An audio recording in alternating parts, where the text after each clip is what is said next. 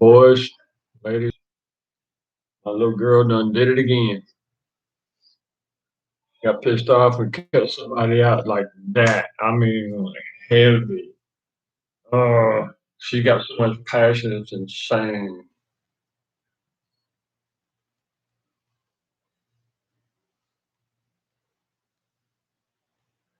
Gotta admit, she's awesome.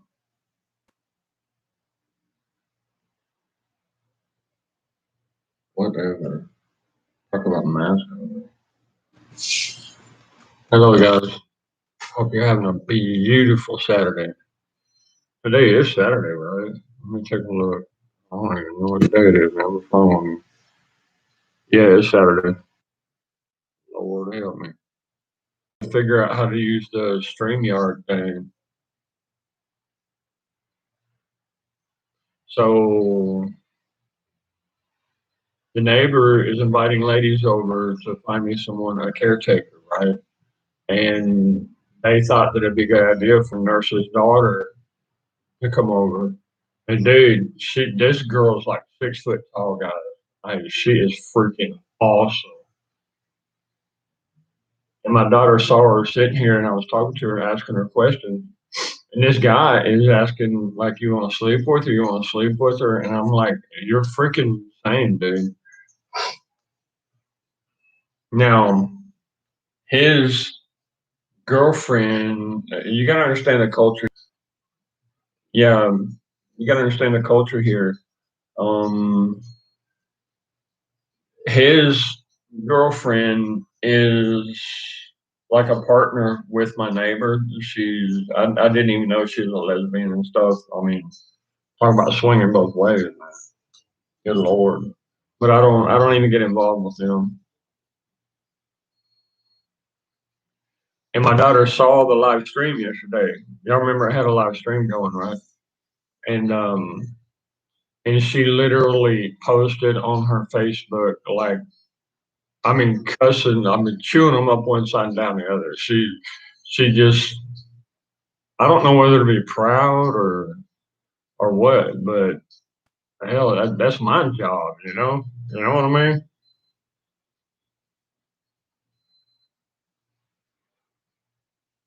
I'm damn good at cussing somebody out. I kick people's asses up between their shoulder blades like my grandma did.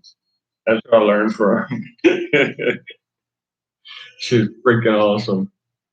JT, you would love to have known my grandmother.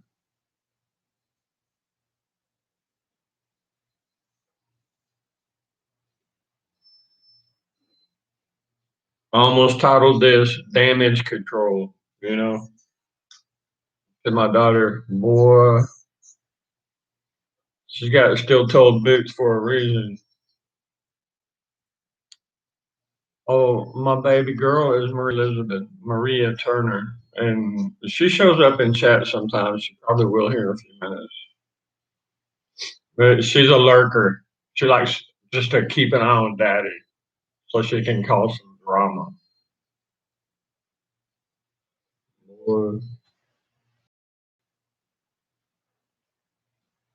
Oh, my grandma, Wilma Kinstrand. Yeah, the Kinstrand family.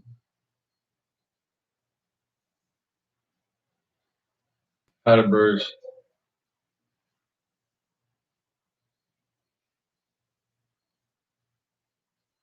What is that?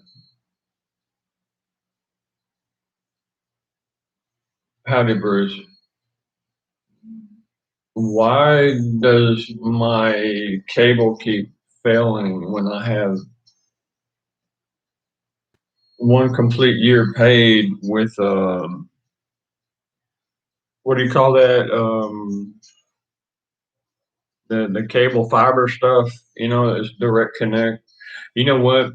I think I'm gonna go ahead and connect the computer direct. That's what it keeps telling me to do. Hmm.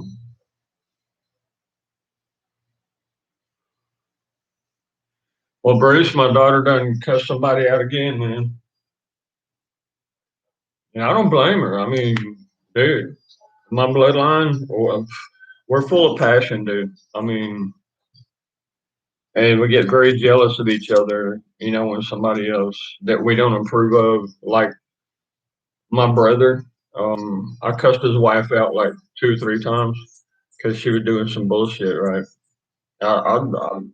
Hey, there ain't no shame to this game, you know. Most of my family is special forces for a reason. Shoot.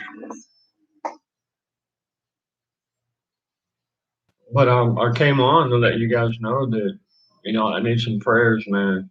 I do. Okay, the neighbor, talk about drama. Okay, Bruce, listen to this, dude. Okay, the neighbor is a female that has like 5 or 6 guys come in all week long. I mean, at least they're the same guy, whatever. I mean, she admits what she is. So she has a little bit of honor there because she's being honest. It's basically the same word. Okay, now, problem is her 14-year-old daughter, it looks like she's selling her daughter to have sex with guys or whatever, like to have dates with guys, however they want to freaking dress it up. You could dress a pig with diamonds and shit and put a pretty dress on it, but it's still a pig, right? Okay, now anyway, to try to get them away from that,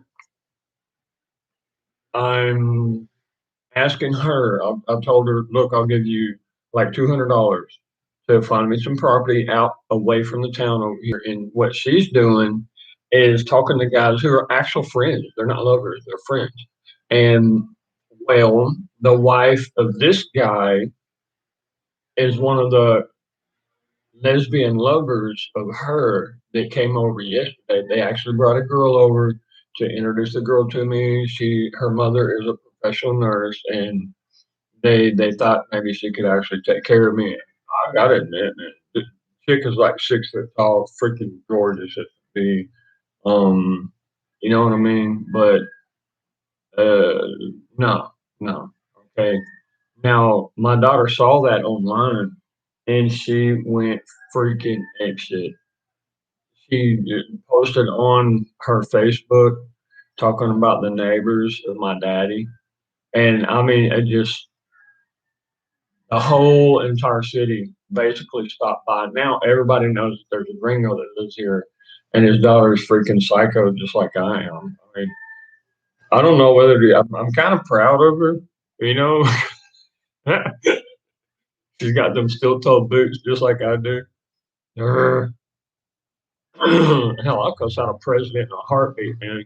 I give a damn. They're jacking stuff up. But she didn't understand. The guy was here, and he's supposed to be here this afternoon, taking to go look at some property. And the girl was here. Now the other lady that, if y'all see the video from yesterday, you'll see what I'm talking about. She's like complete, like bull dyke kind of woman, right? But it's really interesting how them two ladies actually get along really well. And she's like, if you even talk to my neighbor around her, she's like, she'll growl at you. I mean, she gets all bravo stuff, right? Okay, definitely a bull dyke, the classic, like late '70s, early '80s kind of dyke, right? And I'm like, what in the hell is this? But it's good to know that she's kind of staying clean. But I didn't know she was like swinging stuff both ways. But it doesn't really matter to me as long as I have a house for my baby girl and can leave them an inheritance. That's what I'm looking for. Talk about complicated. Uh, yeah, Bruce. Yeah. Let's just say she would make sure you're really well taken care of. Thinking about opening up a place for like down on one of the roads over there and have like 7 or 8 bedrooms where she can collect money up and make money. Good Lord, she knows like 8 different women that how do you call them? Street women? Yeah. Good Lord.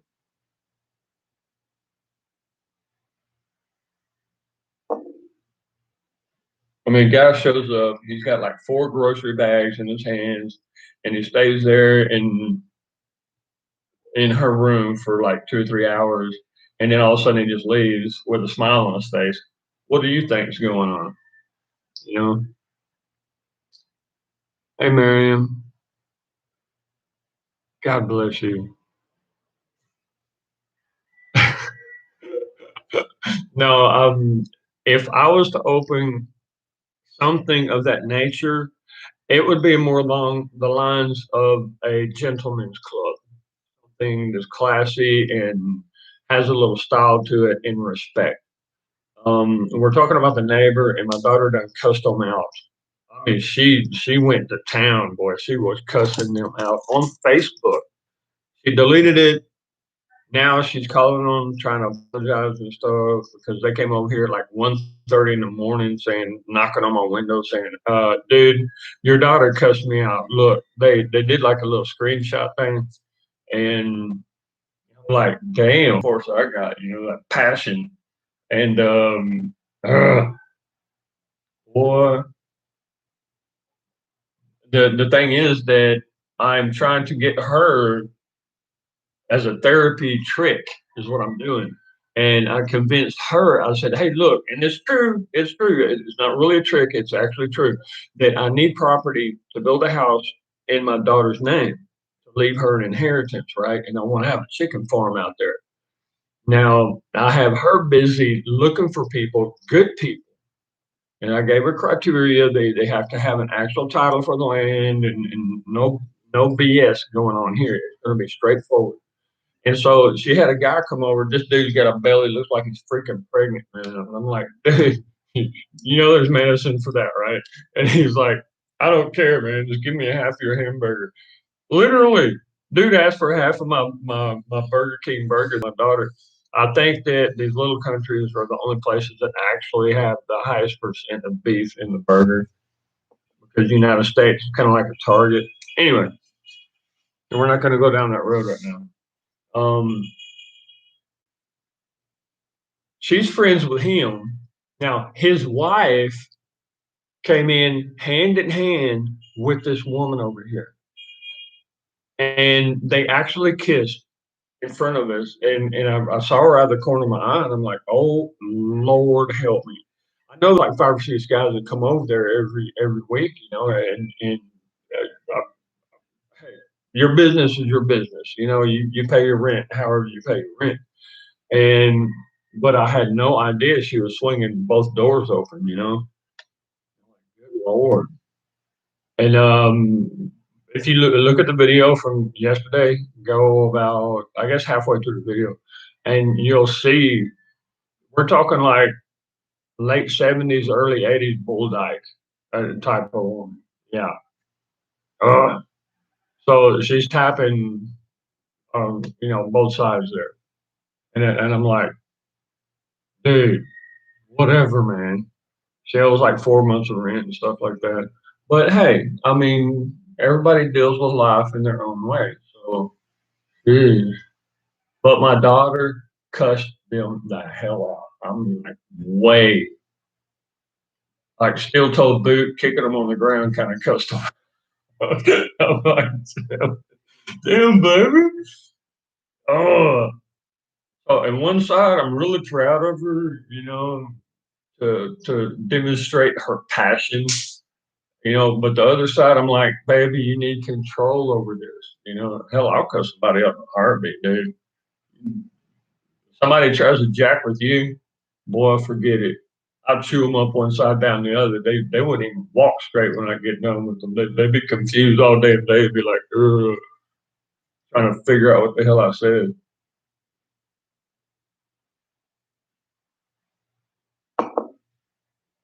And what about this Trump signing a 1776 executive order into action? It's an act. And he's like, that old saying when you put your foot down, right? And I've had to do that a couple of times. Of course, in the military, you get some real rebellious kids, man. that a lot of the kids that are rebellious actually go in the military to understand discipline and whatnot. And literally, I can bring up in the desert. I did it a couple times, and it filled my other boot full of sand when I stomped my foot in the ground. Like, damn it. Atreus, and look, my first two battalions were infantry, and when somebody's throwing or hurling in mortars at your ass, you go after them, you know? So when Petraeus said that we could not even fly our Apaches, and I'm in the cavalry, dude, I'm a 19 X-ray at that point, right? And my original designation is 16 X-ray. And good Lord, man, that really, I mean, just right in front of my commander, boy, I stomped that floor right there. And I said, "What in the hell did you just tell me? You know, my soldiers and I can't go take care of this problem. You want to be killed by mortar? Jesus, Lord God, we're only living in tents, man. There ain't no hard cover over." But that's what my daughter did basically. She stomped her foot in the ground, let them know to, and seriously, these people over here, they're scared. They don't even want to talk to me. But I made a deal with them. You'll get like $200 to find me some property that's legitimate. You know, so maybe she'll learn how to use her resources in a clean way. Bruce, in these cultures, in the Spanish culture, you have a 15-year-old birthday party for girls. And it's really special for a reason because at 15 years old, they can get married. They can actually have boyfriends and go out on dates and stuff and do whatever. Okay. So you got to understand the culture here. And one of the best guys that take care of me and do things for me, you know, little tasks and stuff. He got his girlfriend pregnant and she was 13 years old and she damn near died. The baby did die.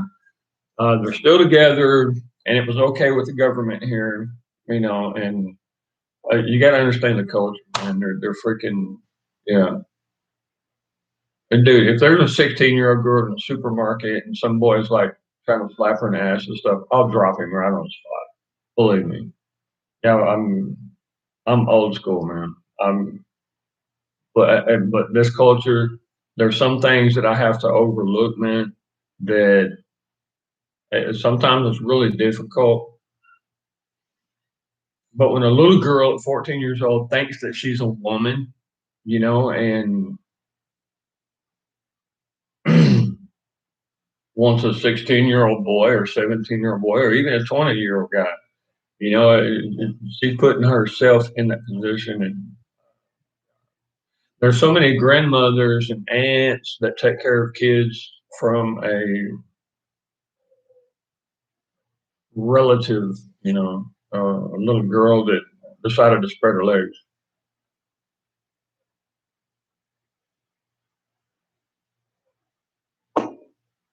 It's a serious issue in this culture, man. Really serious issue. And the thing is, just like Joe Biden, I mean, it's freaking insane.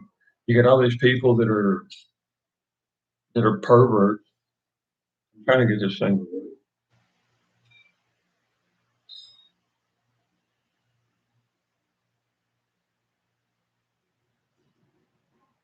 Uh oh. Oh boy. I think that's my daughter, y'all. I'm just gonna sit back and watch this. I told her she better apologize to him because she actually publicized something.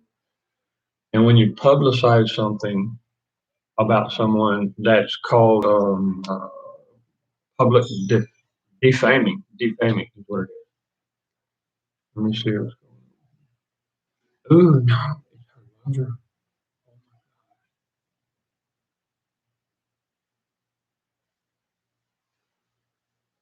Okay, fine. I'll show you. This is what a bull up dike looks like down here.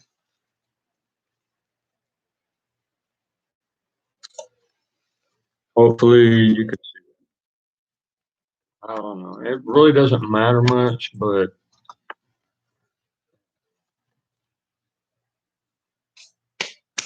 we'll see, Bruce. The to me, truth is truth. However, in a Marxist country like we're at, anybody can say anything against anybody, and whoever has the most money to pay lawyers or pay a judge off, they're going to win the case. It's bottom line.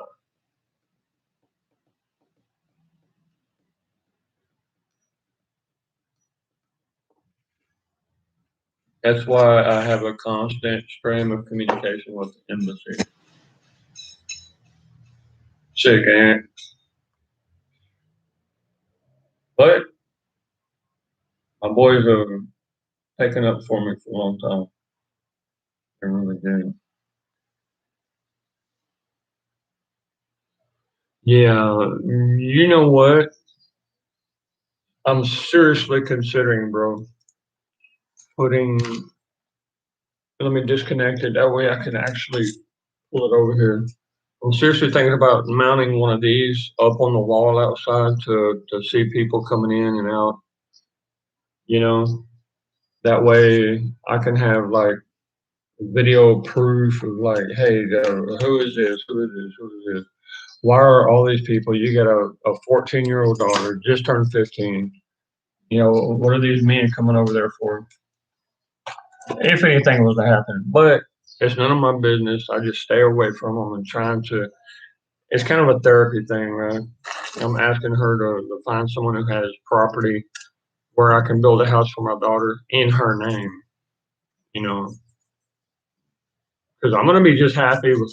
I'll take a delivery truck and make like a little RV out of it or something. You know, I don't expect to be around that long, but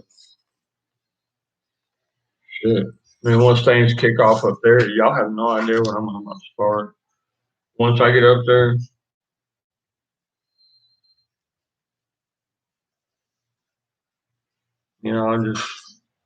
I'm one of those type of guys that I pray for forgiveness before I do something, you know, because I know me, man.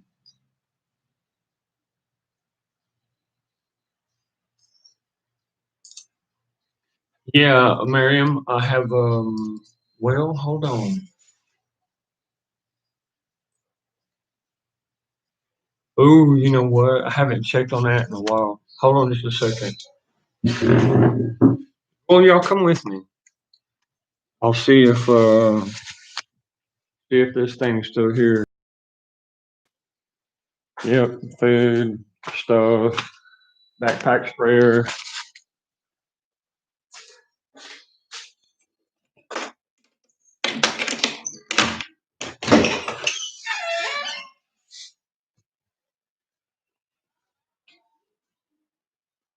Now, if you take a look right up there, it's an actual camera. It's an actual camera, but the Wi-Fi won't reset for.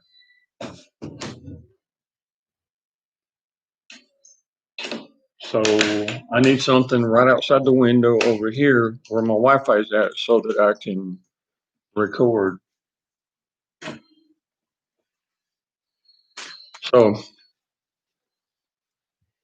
it's a really pretty place, y'all. It really is. And these people, the ones that live over there and outside the wall over there, I'm telling you, there's some freaky people in this country, man. I mean, just wow.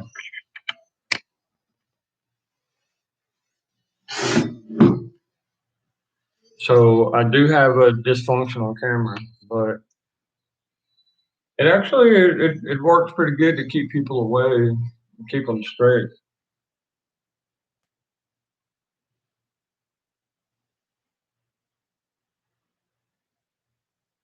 I got one of them Huawei phones, and it just asked me to translate in Chinese. Boy, And literally, I caught it recorded me a couple of times. Can you believe that? Yeah. And everybody knows, and I told everybody I'm putting a camera up over here, you know.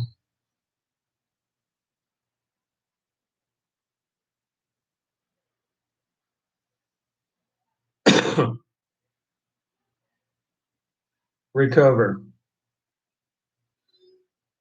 Trying to get these earbuds to work. Oh wow.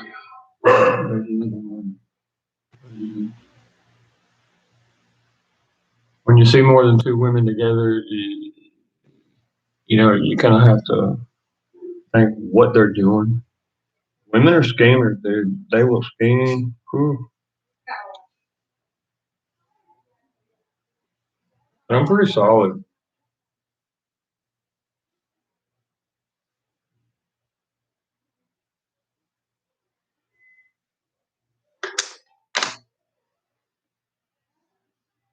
Oh my god. Freaking, what do you call that? Netflix commercial? That's insane. What is that? You know, if I would have known, if I would have thought about it in a different way, I would have invested in Netflix.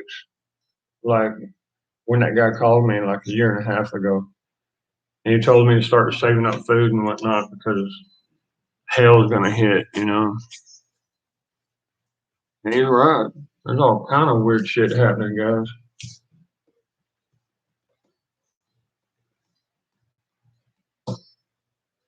Yeah, yeah, man. But the Wi-Fi doesn't even reach over there because these walls are so thick, you know, and it's got so much steel in it. But they don't care.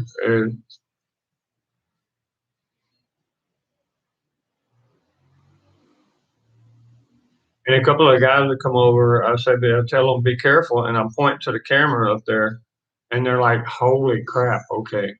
And even the neighbor came in and pointed to this camera, pointed to that camera over there. Hold on, I'll show you. You can see where my motorcycle helmets are. You see a white camera there, right? Let me see. Yeah, you can see it. Okay. And there's one in that room back there. Yeah. Uh-oh. Holy shit, here she comes. Hold on, guys.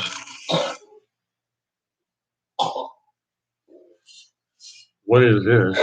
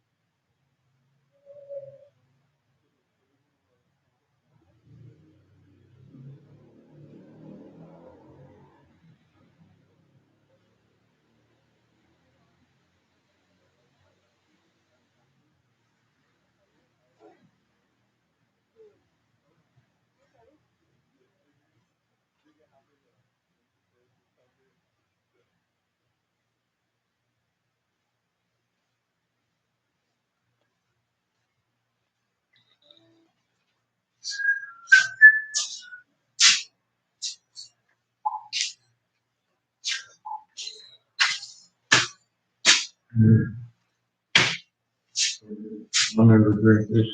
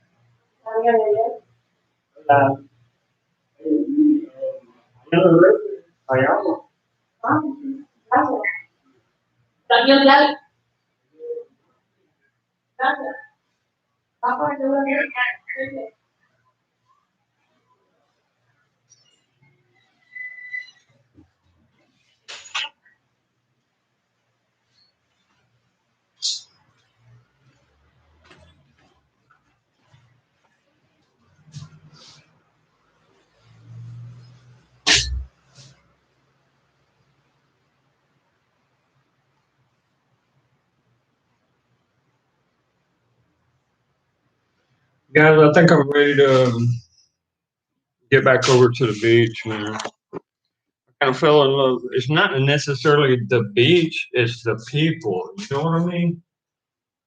It just, the bad people are really bad. You can see them clear as day. The good people are really good, and they go out of their way to help you. You know, they'll to help you. They go out of their way, and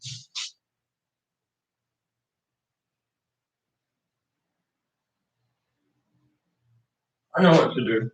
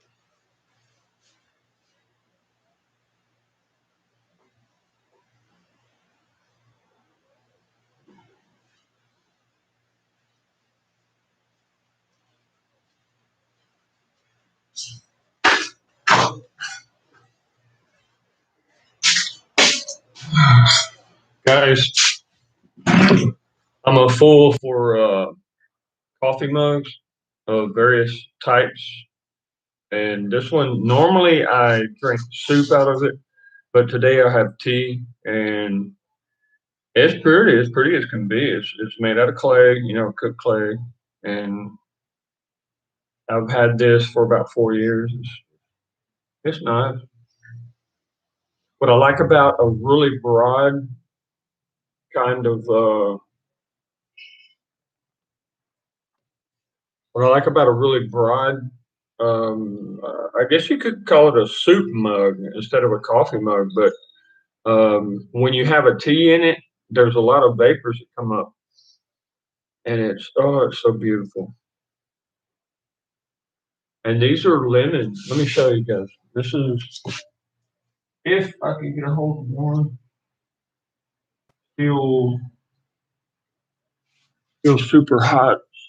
This is a lemon leaf, and it. Oh wow, it really doesn't even smell like lemon anymore. But this does. Just boil it for a little while and got you a great tea. Lemon, ginger root, and a little bit of honey. Sometimes I add a little salt in it to heat it up quicker, and it helps the vapors be stronger.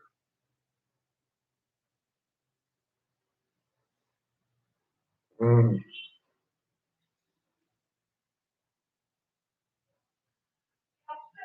Mm. Dark roast. Man, check you out. Well, but I'll let this sit for a few minutes because it's freaking hot, man. Let me move this curtain out of the way. I'll show you, bro. If you can see it, I think you'll be able to see it. This is my coffee that I planted last year. You see, there's one little coffee tree here, and you see back back over there, every plant that's like 7 or 8 foot tall. Those are all coffee trees. I wonder how far that the signal will reach. Let me hold on, bro. I'll there's one of my favorites right here. And it's so close to me that my bath water and everything like that. You don't have good sewage systems and stuff here in little third world countries. So, but the bath water, the sulfates actually feed the plant. Hold on, let me see if you can see the actual coffee bean.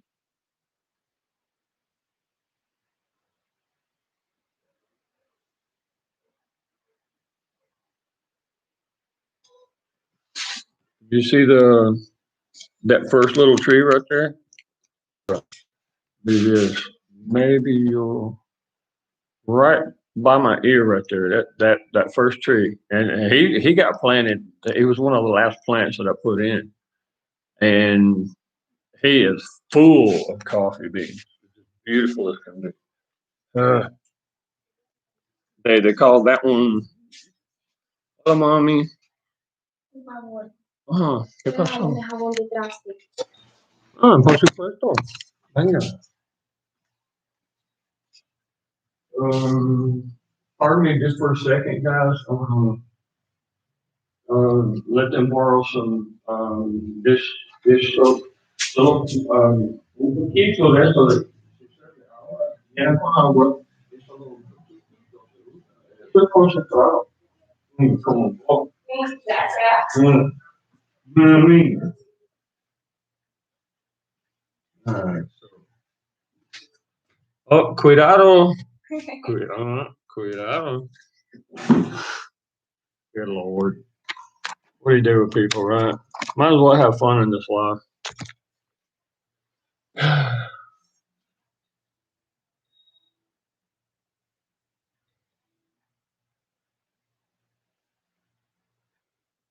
Oh, interesting. Oh, man, I'm proud of you, Bruce. You know what? You've come a long way, brother. You really have. Remember when you were having trouble and stuff, and trying to fix your transmission and all that, dude? That was what, like almost 2 years ago. And look at you now, man. Hey, you're doing great, bro.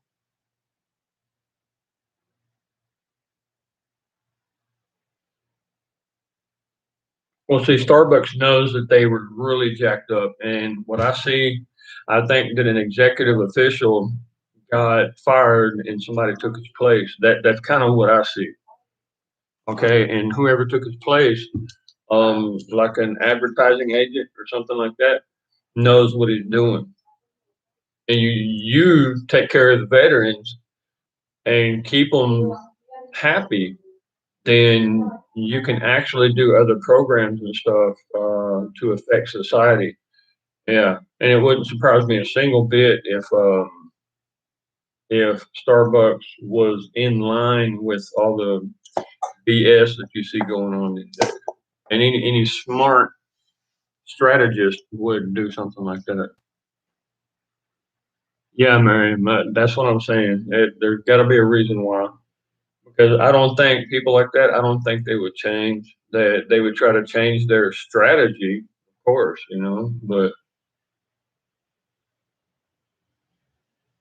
oh my gosh. Mm, dang, Miriam, I wish I could share some of this tea with you. It's so good. But see, then I would have to buy another rocking chair. Dang it. Guys, I cannot believe I'm actually 50 years old. Y'all are talking to a half a century year old soldier, right? Good Lord. I went through therapy this morning and actually I enjoyed the pain. It just lets you know that you're alive, you know what I mean? Yeah.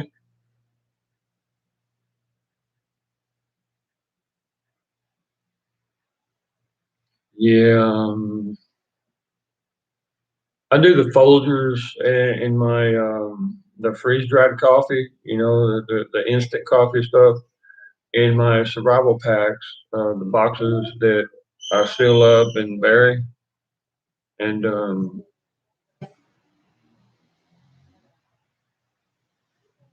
really thankful that I did that. Now, the mother of my children said that she's going to be coming here to find me, and she's using bringing the children as an excuse. Hmm.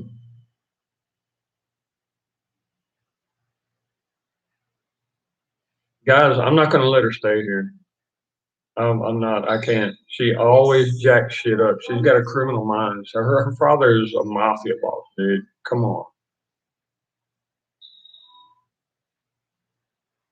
She's going to have to earn my trust, period. I'll rent a little place over there. She can stay over there. The kids will stay here.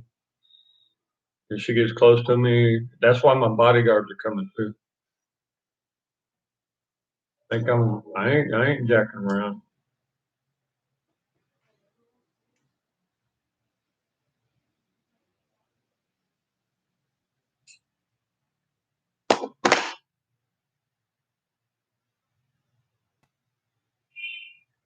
I think my daughter told her um that she really messed up by trying to tell BA that she's not living under my roof and my kids are not here. So VA and Social Security are going to cut all funds for them. Now, being 100% disabled, of course, they're going to send me my funds that will pay for the rent and food and utilities, so I can barely freaking survive. It's freaking insane,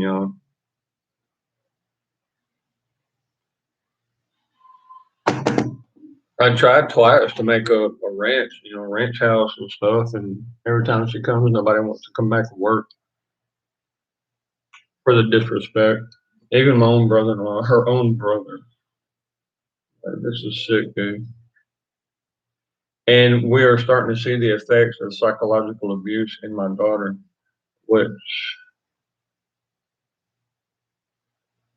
I think is becoming obvious now. And I told them, I said, y'all get ready.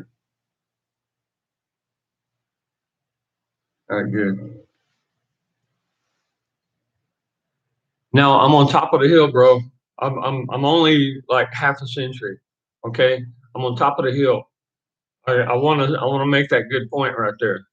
Now the other 50 years is gonna be going down. Or I want to believe that anyway. No matter how much I heard every damn morning when I wake up. But a new definition of snap, crackle, and pop. Lord help me.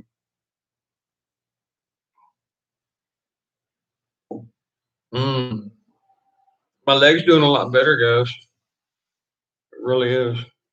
I had somebody offer me 1,000 Lempira for the air pistol for my children.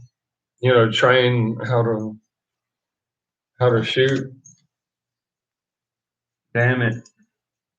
And the 9mm is supposed to be here in like about a week. Y'all gonna really like seeing those. You remember I showed you the 12, the 12 gauge and pretty little sawed off. She goes with me everywhere. It's just I don't have a motorcycle. Somebody freaking okay. The neighbor told me that they took my Harley apart right there on this in the Honduran side. When I sent for it, the gang members stopped the F-250 and took my Harley off of the trailer, and right there on the spot they took the wheels off of the motor and the tank, and I'm like, son of a yeah, you fill in the blank. And good lord, man, my heart broken, dude.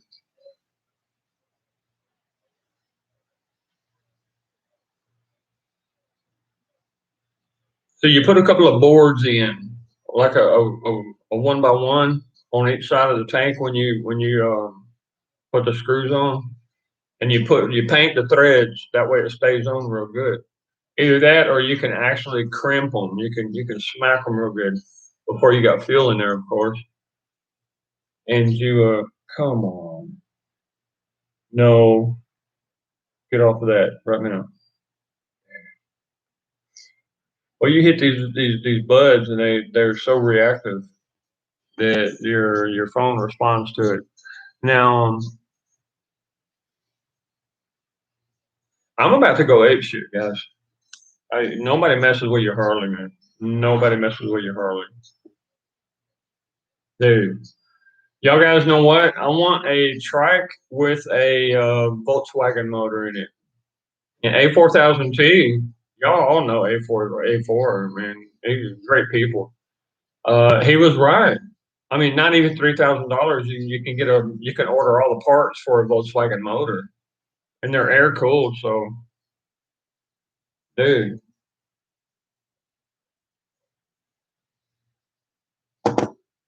y'all could easily see me on a track, right? I'll hook that baby up too. Sure. You think OCC has something? Orange County chopper in California. Dude, I can hook a bike up, guys. Mm.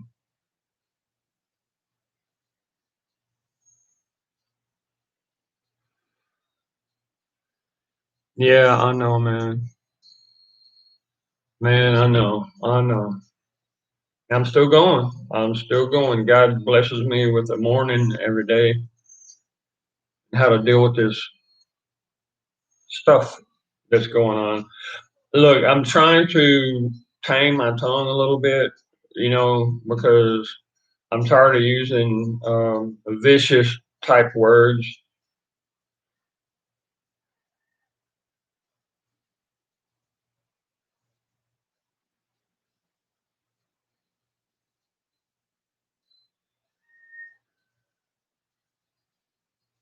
Wow, Bruce, man, that sounds good.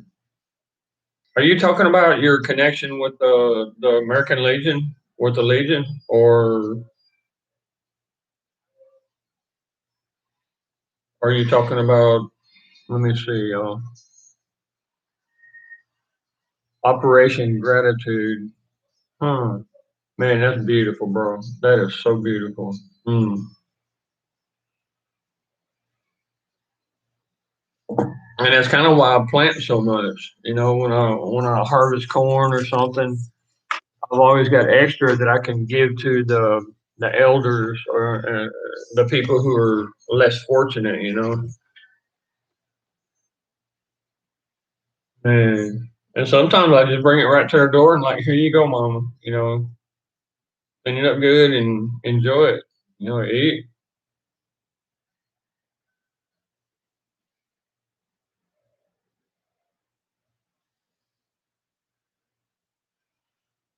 But man, people are so selfish these days. It's freaking insane. And I'm like,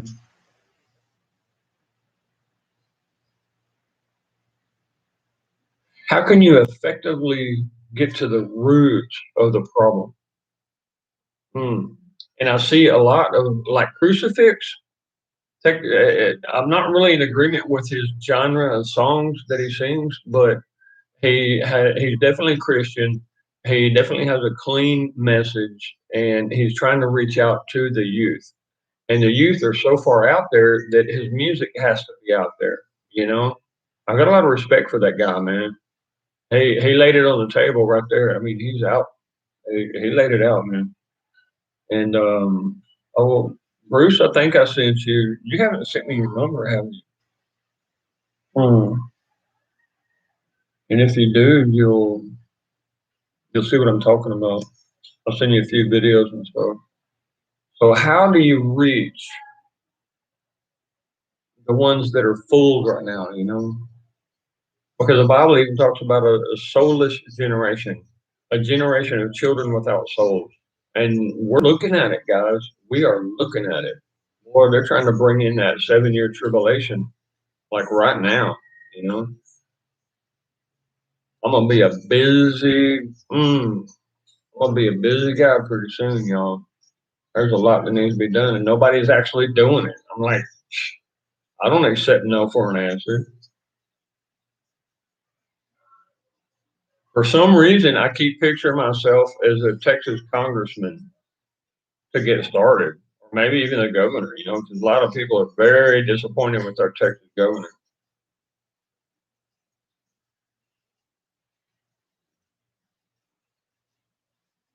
Or,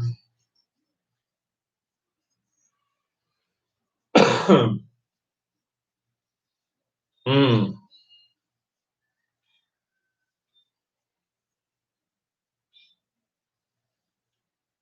I just need to keep drinking this tea, don't I?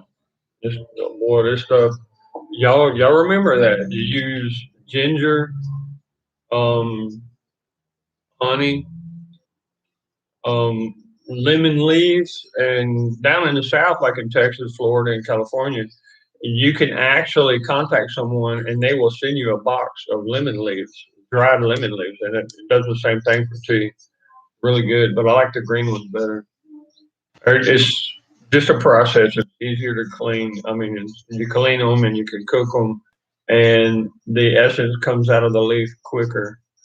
Now, the dried leaves, you can cook them. You get the essence and stuff, and you get the flavor, but you got to filter it. Hell, who can't find a filter, man? Cheesecloth would work.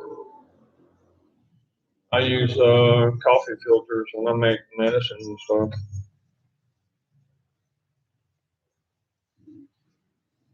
Mm. Yeah, Bruce, I'm gonna have to buy you one of these coffee mugs, man.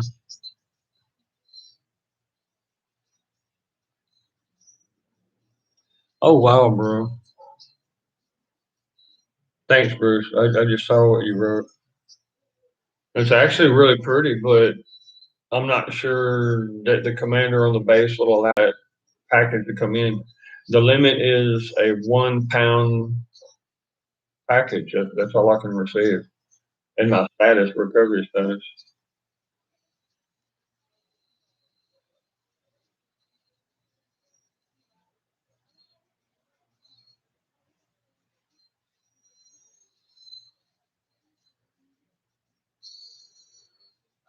Summer ghost. Man, you ain't kidding.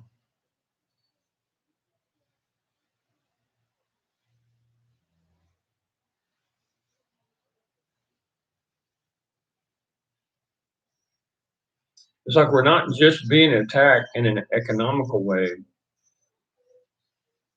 and a physical, like,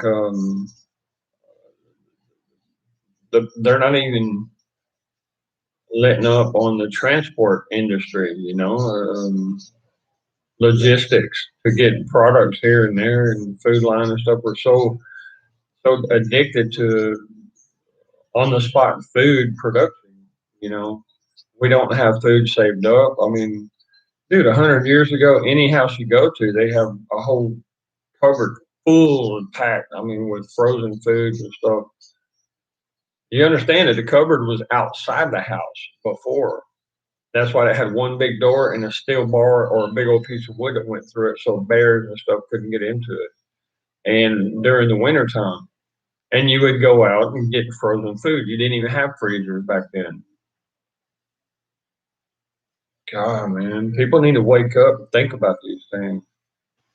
Go for a walk. Think about it. Think, okay, I'm going to think about this topic. And you go back in history. How did my grandma do it? How did my great grandma do it? How did my great great grandpa, my great great great great grandpa, like 150 years ago, how did they do things? Before the ice box, before the refrigerator, before the freezer. You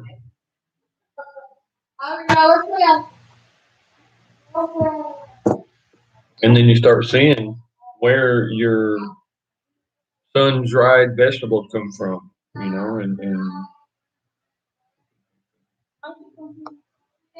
okay, and you start seeing how to actually live. What's that phrase that AJ had posted up a couple of times? Rugged individual. You're dependent on yourself.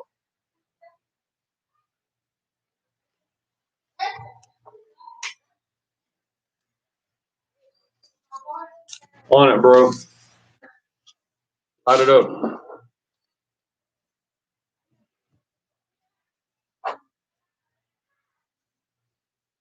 And what I like about Bruce, guys, is that his name is actually Bruce.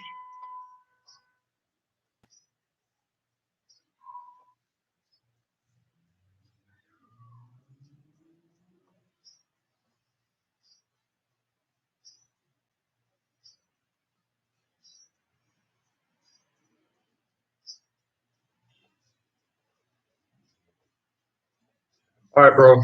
Delete it. Good deal. Thanks, man. You did good. And I'm gonna send you a WhatsApp or nah, just Messenger, man. I'll send you a Messenger message, and that way I can hook you up with a few things. Because right now we need as much motivation as we can get.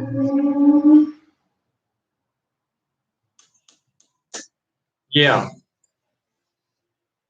and my fucking ninja, somebody freaking robbed it. I just plain and simply that they said, "Hey man, we don't know where your ninja's at. So if I see a red and yellow ninja running around, I'll shoot that bastard." And he probably bought it. Somebody probably stole it and sold it. The dude probably just bought it, but I'll still drop his ass.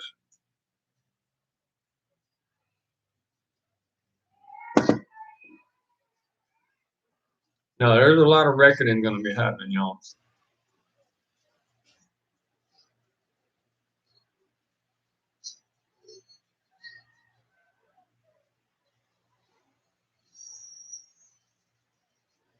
Yeah. See, the thing about the United States, with freedom, we can chop, chop, get to it and make it happen. However, what I'm concerned about is the new generation. What do they do? Think about it. What do they do? Nothing, man. They're programming and what do they call it? Writing script for computers and stuff. Come on, come on.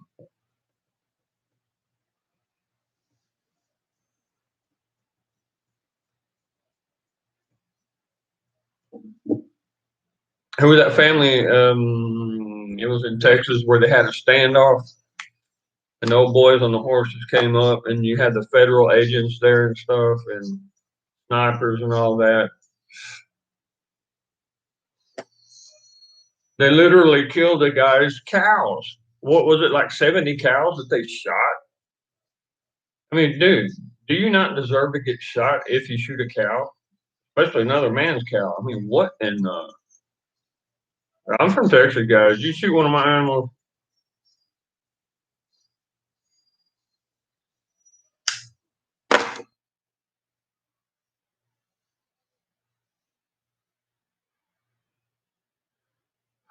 it's freaking on, dude.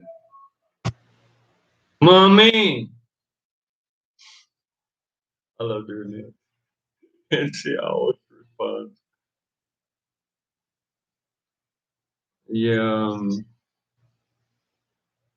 I will have a Volkswagen engine. Oh my God, I gotta show you guys this car, man. Hold on. Damn it. Hector Miller. I need to look.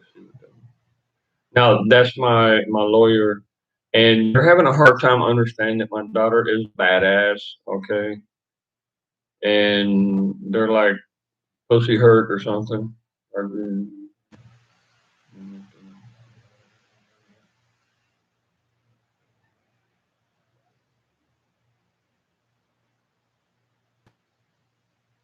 I told him, yo le dijo, no se preocupa. Hay modo de arreglar esta cosa. Ella tiene sangre bien caliente, igual que yo. Pasión es pasión. Y no se preocupa. Ella pidió por los números de ellos, le dije lo siento y todo eso. Pero sí, Margaret y yo, María Elizabeth andaba en el carro y yo soy culpable también. Porque María Elizabeth escuchó cuando Margaret y yo estábamos hablando como está el vecino y eh, es la verdad. No, no se preocupe, amigo. Todo va a seguir adelante, todo va a estar bien. No, no problema. Es un asunto de pasión. Ella tiene la misma pasión por en serio. Pero tranquilo, amigo, yo estoy esperando hablar con su tío, porque el hombre que andaba aquí dijo que su padre tiene terreno y yo estoy esperando por él. Él llega hoy, esa tarde, de enseñarme la papelería y la identidad de su papá y todo esto.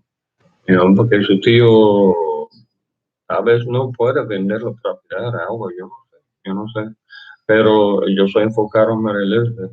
Y usted está haciendo bien, amigo. Sigue manejando tuyo. En serio, no se preocupa.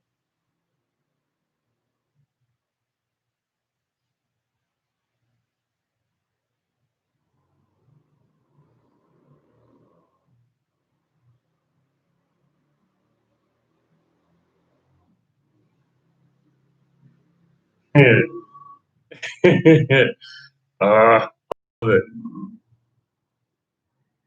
guys really don't understand who I am. Or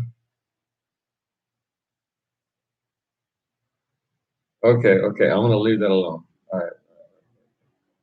Hmm. Okay. You guys have to see this car, man.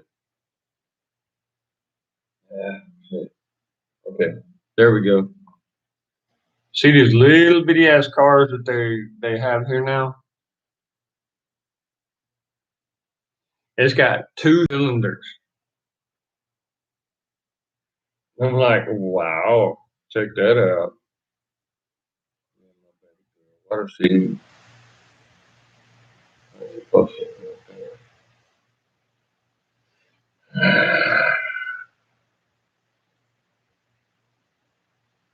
Where to God?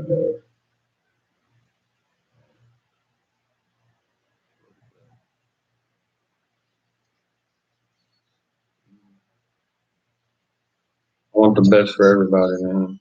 And when people are determined of just pointing fingers at all sides and stuff like that, to me that's so retarded. It's freaking insane.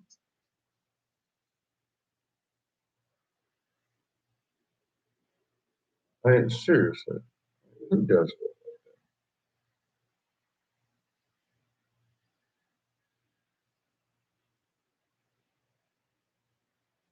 Yeah, looks like he calmed down, so we find a more here for him. He's one of these that smokes like weed all day long, so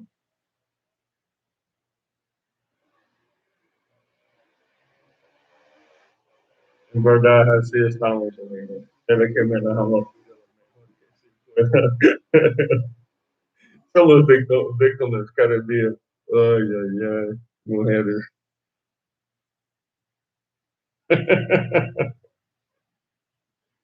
Hey, look at this one. See, some of us, I mean, that's the way we are, man. We're like victims every day, you know. Yeah.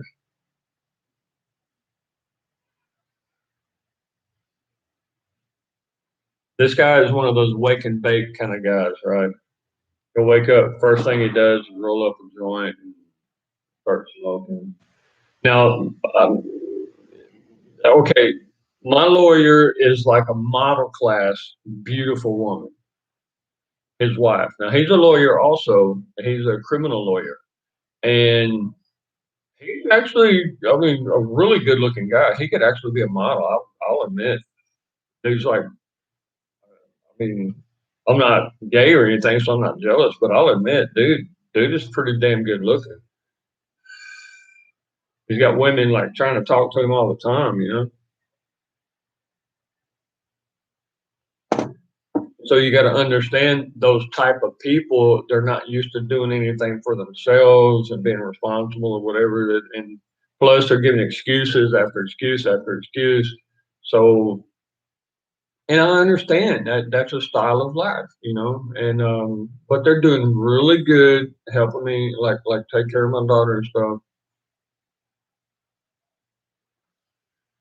You sometimes it takes a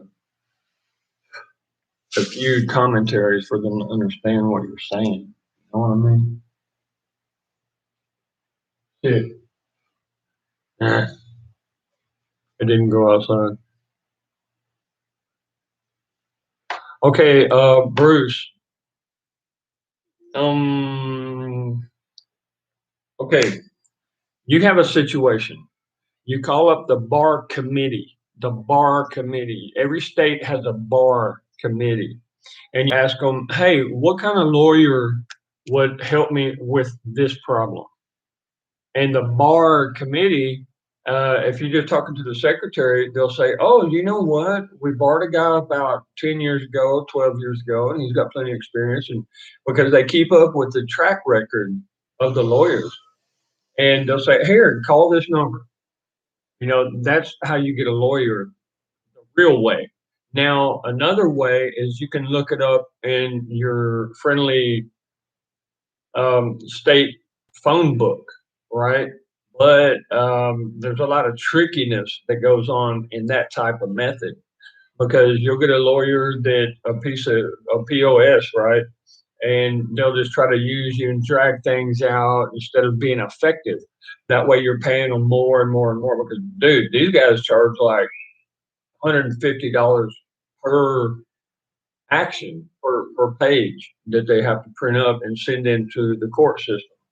Um, or you could take a look at the laws yourself and type up your own paper. You can actually look it up on the internet and type up your own papers. And you don't have to be a lawyer to actually submit papers to a judge or to a courthouse or whatever. That's what you're going to be doing.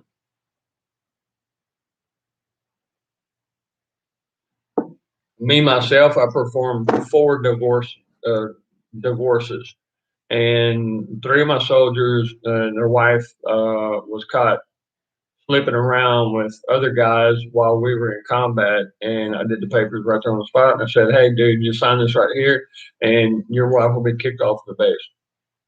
You know, boom, done. And the fourth one was my own divorce because the bitch wasn't there when I got home from combat. Yeah, and she's still paying for it to this very day. So you got to live with that shit.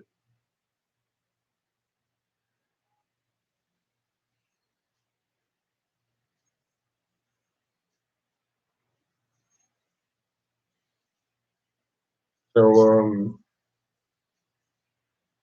I'm not going to talk about that no more.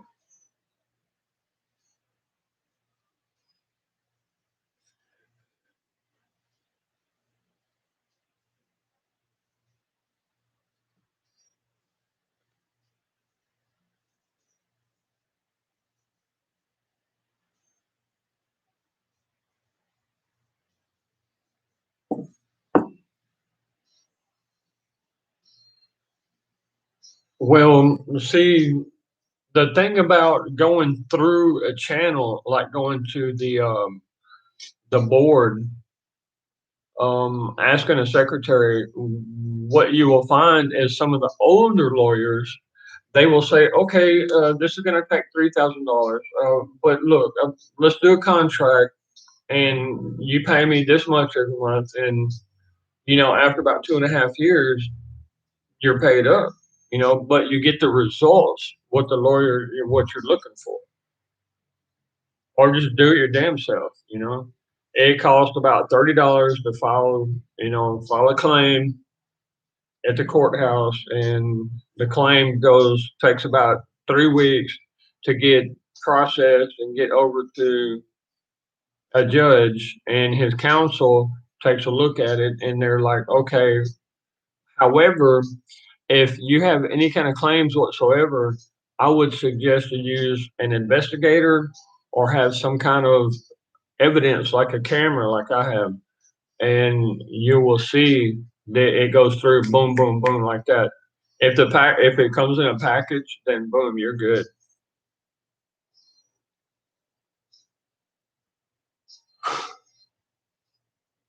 Yeah, I just stop by Starbucks, or a lot of smart lawyers don't go to Starbucks. They go to an old mom and pop shop, bring a couple of cups of coffee, say, "Hey, I'm here for my appointment." And the lawyer, he's got so many appointments and stuff. He's going to be like, "What the hell? Who is this?" Okay, let him in. And you give him a cup of coffee and say, "Hey, this is what's going on. What do you suggest?" And don't let them say, well, let me do this, let me do that. And tell them you've done some studying and you're thinking about doing some paperwork yourself. Do you think you can help me? And you see what you just did. You put yourself on the same level as a lawyer, so he's going to charge less, and he's actually going to be, and even if you bring a fruit basket, man, I mean, they'll be like, okay, okay, okay, I owe you, because lawyers ain't used to respect. Once you show respect in a solid, firm way, they won't try to take your car and property and shit just to pay them.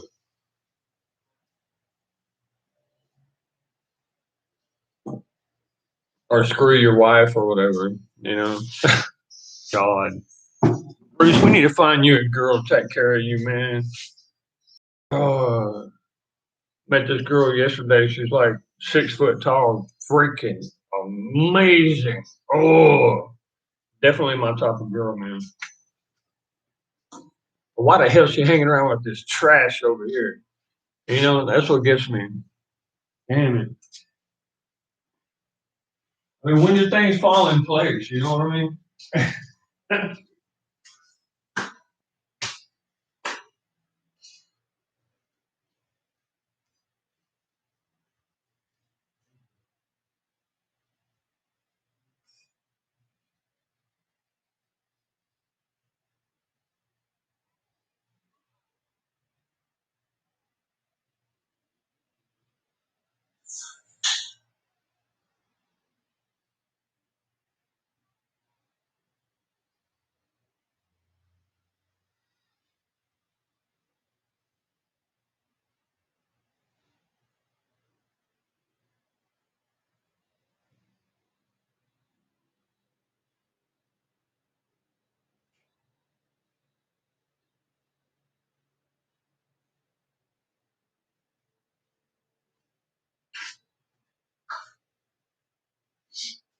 Oh, gosh.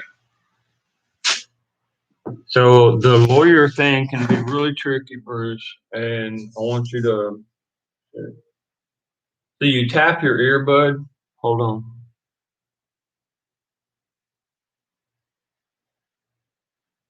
And it activates the play and the pause and stuff like that. And it's like Google here that your phone reacts to it. And I'm like, kind of freaked me out learning these things, and I'm still like,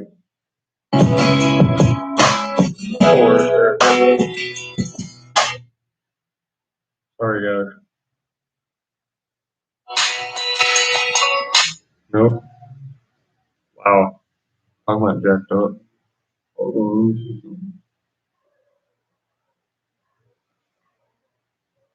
I'm trying to figure out how they work, y'all. Sorry.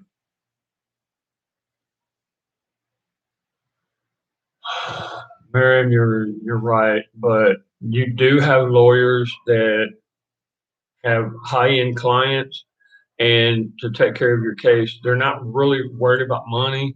They're actually worried about your security and doing what's right. You do have those lawyers out there, and the other side of the spectrum, you have lawyers who are just out for money. They want their Mercedes and beautiful house up on the side of a hill and stuff. You know, which sadly to say, about 80% of lawyers are like that.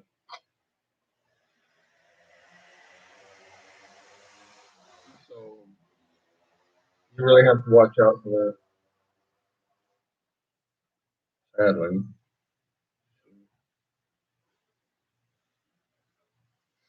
All right, good.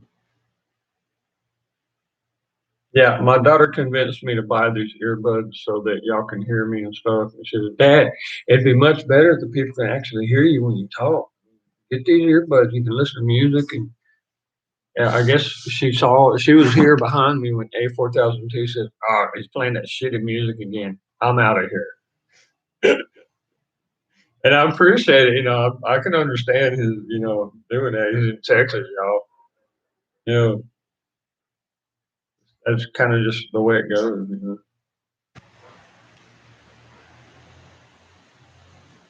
So I'm trying to.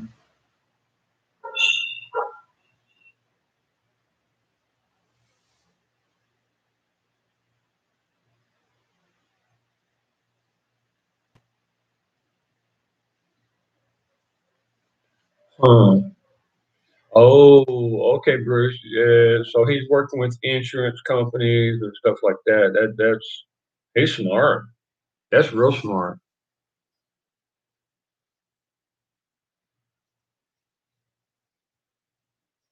Yeah, Bruce, come on, man. You got to try to use a little. Like y'all guys heard me. I left a message for these fellas over there that you got to use humility sometimes. You got to say, "Hey, I'm sorry, guys. Look, I know that things are like this and things are like that. I'm trying to get this done, but you think you can help me? You know, I mean, seriously, family's family, dude. They're kind of obligated to help you, but get them motivated. Say, look, man, we had a hard trail before, and our history ain't really that great. But look, man, I mean, you know your family, so I can't tell you, I can't put words in your mouth. So it's one of the things that because that's beautiful. If you got a lawyer in the family, dude, he'll hook you up real quick if you approach it in the right way.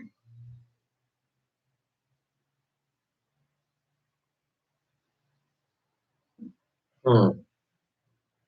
So what we're talking about is expunging a record or divorce or property dispute or somebody stole something from you or somebody claimed something against you. 'Cause I can get you started in the right way. But I mean, I'm not a lawyer, but I got experience, you know. I would suggest talking to your brother because he'd probably do it for free, man. Or your brother-in-law. Oh, half brother. Yeah, he's your brother then. Okay. Sorry, man. No offense intended.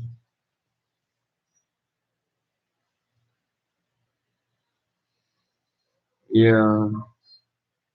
And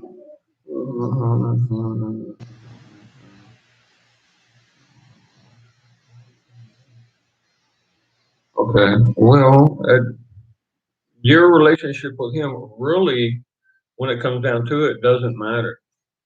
Um, on any one of our ranches, I could just walk onto the ranch and anybody in my family, like my aunt or my uncle or my uncle's wife before he died, my other uncle, they'll tell them just leave me alone because I'm actual family.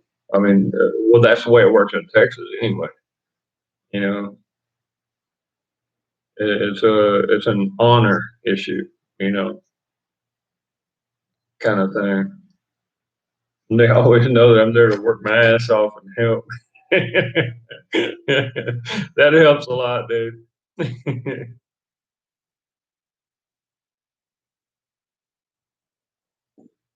One time, me and like 20 Harleys rolled up, right? And my grandpa freaked out. And I like to ride behind the pack. I don't like to ride in front. And and they all parked their bikes all over the road, and there were two cars waiting to leave. It was a dirt road way back then, right? And my grandpa came out with a Mossberg pump when they first come out with the pump, like in the late '80s. Well, yeah, I guess '86, kind of late '80s, right? And yeah, I took my helmet off, and my granny or my grandma, she walked out, and she's like, "Holy shit, Joey's back." Grandpa put the shotgun down. It's like, holy hell, man, we're gonna have to kill a whole cow to feed all you guys.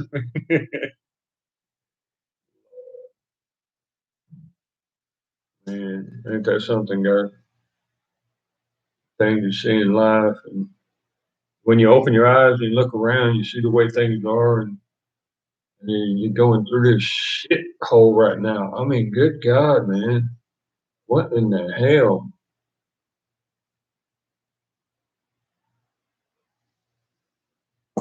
Is there no honor anymore? No honor.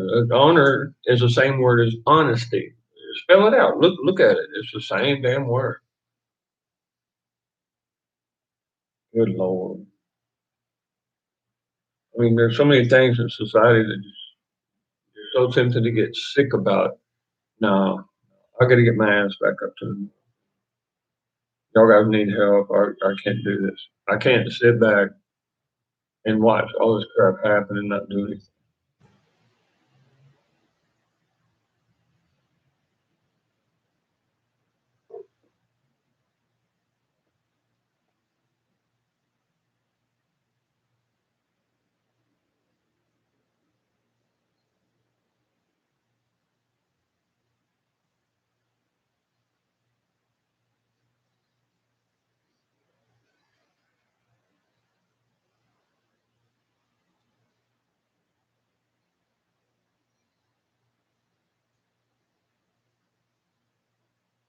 Hey, Bruce, you know why Texas has one single star on it, right? Because every single person has one single heart. You have one life. You better live it right. And it sounds to me like you're heading up the right path, bro. Right. Do your thing.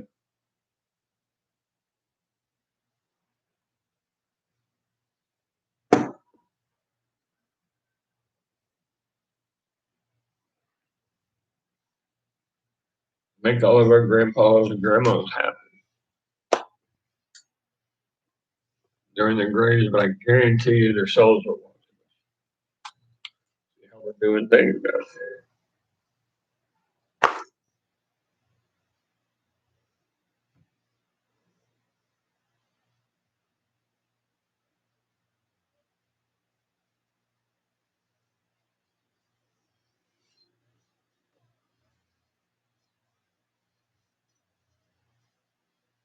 Yeah. My brother told me he would block me. He doesn't open videos and stuff like that on his phone. Yeah, I got a little ass kicking waiting in my satchel just for him.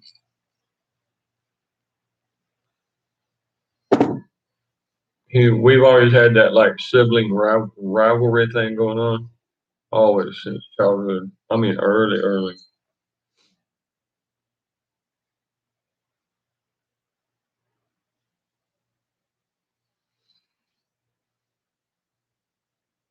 But I will know Abby and Spencer. I will know my nephews. He ain't gonna get in the freaking way. He knows it, and but he's one of these short man complex kind of guys, control freak kind of stuff. Psychologically, like hell, he's on cocaine for what 4 years.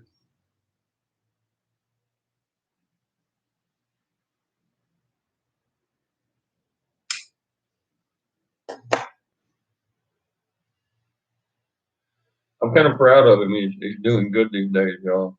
And any Turner kids in my family, they need to be treated right.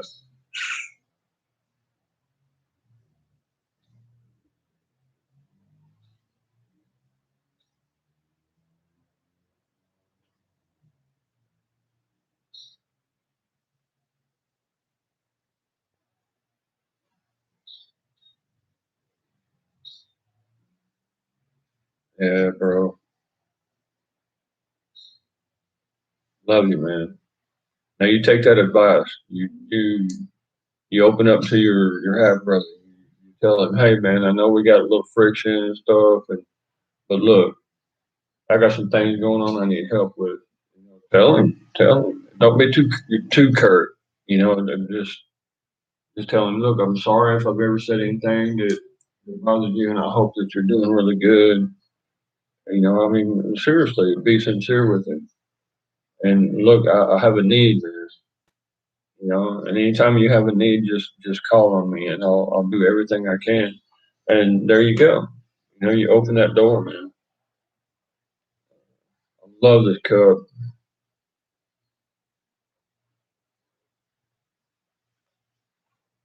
Oh, I wish I would make tea, man. That's some beautiful smelling tea right there.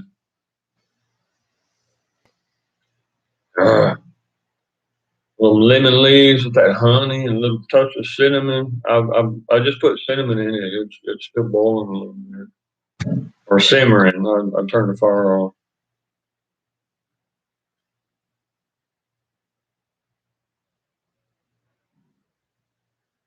So you ought to know. Usually have about 2 or 3 stoves in every place that I live, and a whole set of clothes and soaps and shampoos and stuff, and towels in every place. So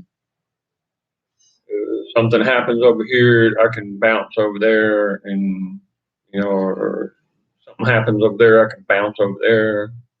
You know, and I got a storage of gold and silver in each place, guns and ammo, whatever it's going to take. Spec ops, planning ahead kind of stuff.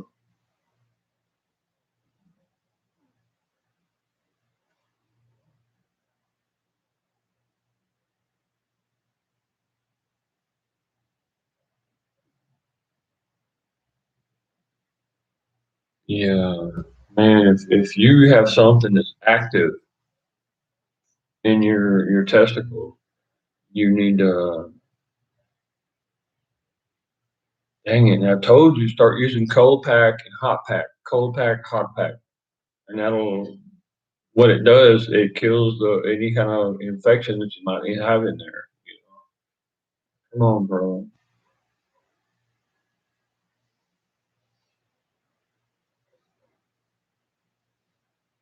Yeah, love you, Bruce. God bless you, man. Yeah, and guys, even when he's sitting down, that's gonna bother him, man.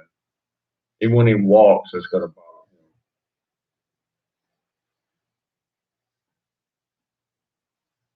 Jeez. I seen a guy take a tin snip and cut one of his testicles off, and we had to like sew it up, because he didn't know what he was doing. He just cut the darn thing off.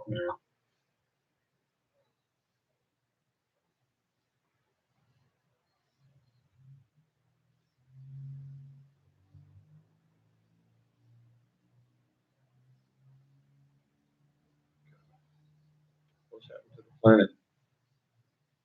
It keeps telling me power off on this.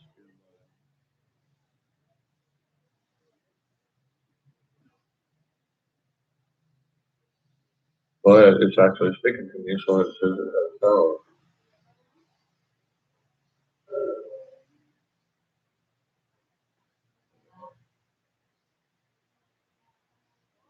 I'm trying to figure these earbuds out, guys. They got little touch controls.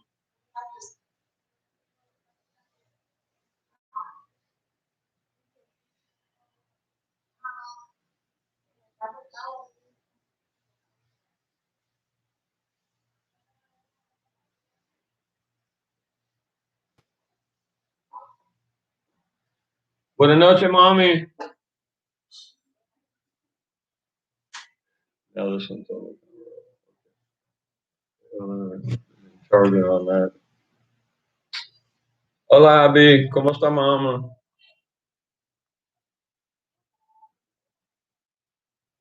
Funny thing. Yes. Wow. Back. You're not telling me these things on the last like 15 minutes. That's freaking weird.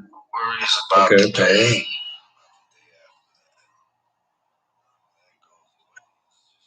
Death.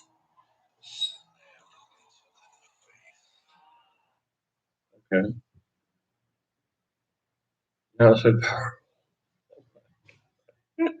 What in the? Well, my daughter convinced me to get these things, guys. I'm trying to figure out how to use them.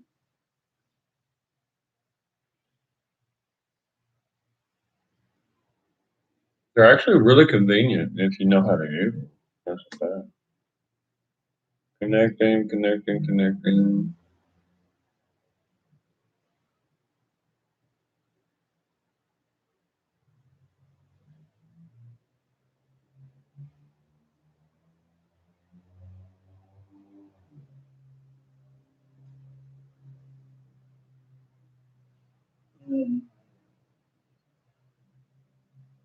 Graham, can you tell me how to use these darn things? These,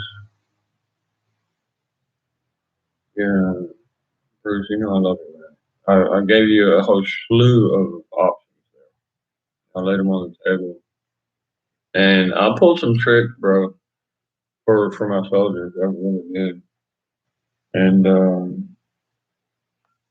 and they happen to work. You know, you got first thing you got to remember is a judge is a human being. It's a man. You know, one of them, I bought him a bottle of scotch. You know, I heard his voice and I knew immediately that he drank scotch. And I'm like, okay, I know what to do. And I asked for a stay, is what they called. And my soldier got into a brawl in Nashville, um, but it was being handled on the base because he's property of the United States military, right? Okay, so brought a box the day before his judgment was going to happen, right? And I just left a little bitty note, just a little bitty piece of paper that I ripped off of a military form, and it had the military numbers on it. And I said, "I'm Sergeant Turner. I'm his sergeant. Please have a little mercy." See, his wife was caught sleeping with another soldier, and when we were on a field exercise, and he took care of business in an appropriate way, I would say, but a little violent for the military way.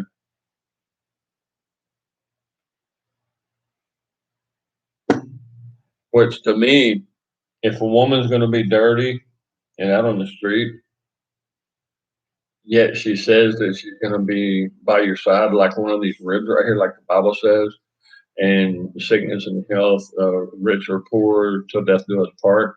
That's exactly what she means. Death do us part.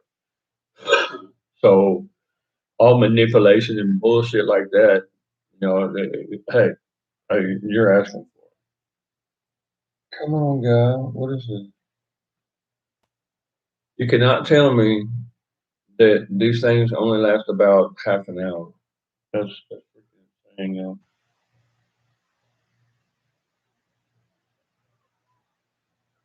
There we go.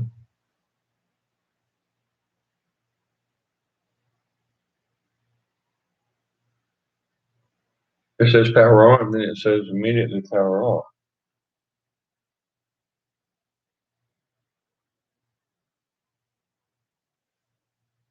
Whatever. I don't care. And okay, Bruce, buddy, please start using cold pack and hot pack. You switch. You you put a little bit of water in a pot, and you put some rice in a bag of Ziploc or whatever you got, and set it in there. Let it heat up. I'm not talking about boiling hot. I'm talking about just barely simmering. And then you put some like peas or something in the freezer, and you got 2 bags. And bro, man, I got hit in the sack. Oh wow, that was on the border of Afghanistan, and I kind of asked for it, guys. I really did, and but I was trying to take care. I was pulling a distraction. And most of the time, I've seen a couple of teams out, like 2 guys over here, 2 guys over there, 2 or 3s to make a distraction, and I take care of the enemy. But at this point, I tried to switch it up because there were so many enemy. And I sent these guys around, and they came up behind them, and these guys came up behind them also. They made contact, and I was coming into the middle of them, making distractions. Right, I was throwing out like a smoke grenade, and I threw out a percussion grenade, and I decided, man, I can't let my soldiers do this. They might get hurt. So I just ran right into the middle of everything, and I got whacked in the crotch with an AK-47 butt, wooden butt, dude. And to take care of that, Bruce, I'm telling you, man, use a cold pack, and then about 8 minutes later, something like that, as long as you can stand, with your pants on. I mean, I'm not saying sit there like pure skin, but and then take a hot pack and put on there, and you'll see what I'm talking about. You'll feel a lot better, man. Because I know even walking irritates you, even sitting down. It's I understand that, dude. Believe me, I understand. My stuff swelled up like that.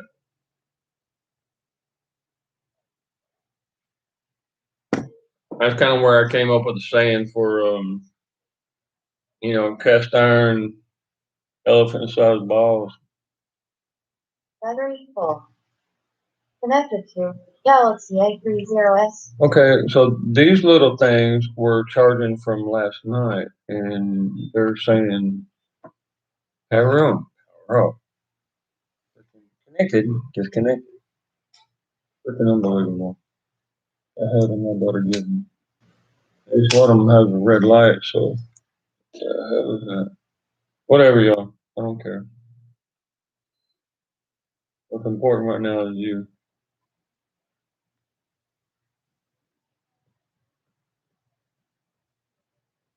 On the making of the film, The Passion of Christ, Mel Gibson did it. Bad ass movie, by the way. There were like 5 lightning strikes and so many acts and stuff like that. It's freaking unbelievable. Bizarre things that happen on the set of The Passion of the Christ. Okay, I know that already. Mm.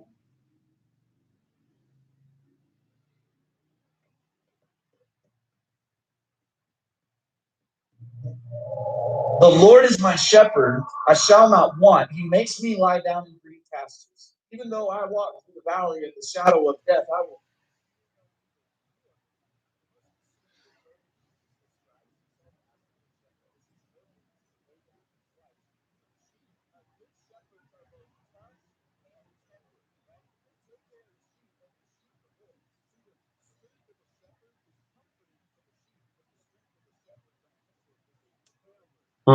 Okay.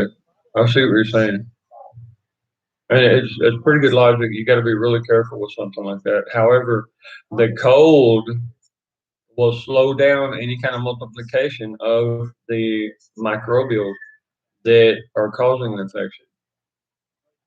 Now, the heating it up actually kills them because imagine if you burn this forest, all the animals and everything die. That's the idea of the body whenever you start throwing out a temperature. You start getting fever is because you're creating an environment inside your body, your being, that is non-conducive of a microbiological organism, and they die. That's why your body does that. It's a logic issue. But if you're comfortable with just chilling it until you talk to your doctor, that's a pretty good idea. But I'm a doctor.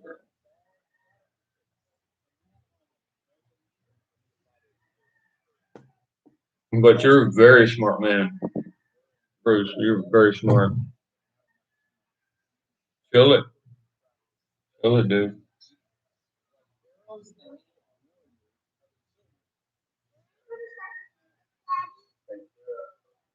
Got my favorite song, Forgive Me. Yeah. Like you're trying to face this whole world by yourself. I know. You gotta. When are you going to start the music, Daddy? Yeah, listen. Now you probably feeling like nobody cares. Yeah. Like you're trying So to face cute. this whole Oh world my by yourself. I know. But you gotta hurry. I know.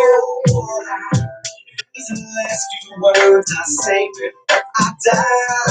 I don't really like the style of the music, but what he says was solid gold. What you meant to me, and it's 'cause of your life I was the best man I could be. That's what love's always easy, girl. But we had love now. This one's perfect. But at each other's that's enough. That's really true. Girl, you gotta keep smiling. You gotta keep on smiling. Boy, it's like it's crazy in your mind. No, you gotta keep trying. You gotta keep on trying. Girl, when it's like it's on. When it's like it's on. You gotta keep breathing. Just keep breathing. When you feel like you feel, can't take this right no more. One thing I'm saying, there's one thing that I'm trying to say, girl, you gotta keep your head up. No, no, no. Ooh, as long as this somewhere I keep spinning around, there's gonna be some up, some believe there's gonna be down, ain't done. Don't let the troubles in life make you who you are. I know just the troubles in life to keep us depending on God. Just keep praying and Jesus got your step. My big girl, you keep raising the Father, even when you got nothing left in this world. Right. Girl, you gotta keep smiling. I will keep on smiling. It's like it's crazy. I know it'll be crazy. Yes, You ma'am. gotta keep trying. I will keep on trying. When it's like it's on. It will get hard. It will really get hard. Gotta keep praying. I will keep praying to Jesus. Feeling like you feel. It's all one thing I'm saying. Yes, you know, 'cause you're a smart daddy to me. Girl, you gotta keep your head up. I will keep my head up. No. Sooner or later, there'll come a day in your life where some boy instead of talking about love will try to make you his wife. That's right. But if he can't love you the way that your daddy did, and homegirl kick his ass to the curb, because you deserve better than him. Well, I know that it's gonna be drama, but you know I feed your mama. That's sure I will make some moves to treat a lady. All I want is to see you happy. So as long as I can be your daddy, can't no man in this world be good enough for my baby. Girl, you gotta keep smiling, you gotta keep on smiling. When this life gets crazy, your mind is I can't let you go. you gotta keep trying. Oh, but hell. Keep trying. When this life gets old, when this life gets hard, gotta keep praying. Keep praying, Jesus. When you feel like you're winning and you can't take this life no more. One thing I'm saying, yeah, there's one thing that I'm trying to say. Girl, you gotta keep your head. I will keep my head up. No. Oh, boy. I love you, Daddy.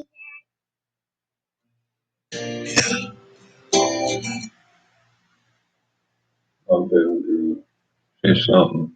Or my baby has the same passion I do, y'all. Oh my gosh. Now I know how my mama felt. Well, I raised all kind of hell when I was a kid. Her, I mean, I mean, yeah, that.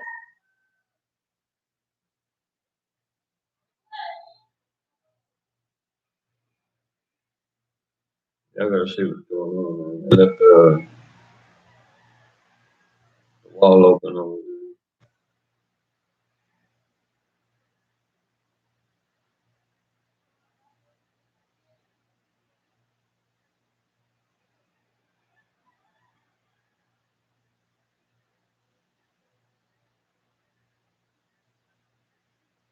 there. Hey, Bruce, with my grandpa, we went to Galveston and Houston Bay and Lake Livingston. We just to get away and go fishing, and it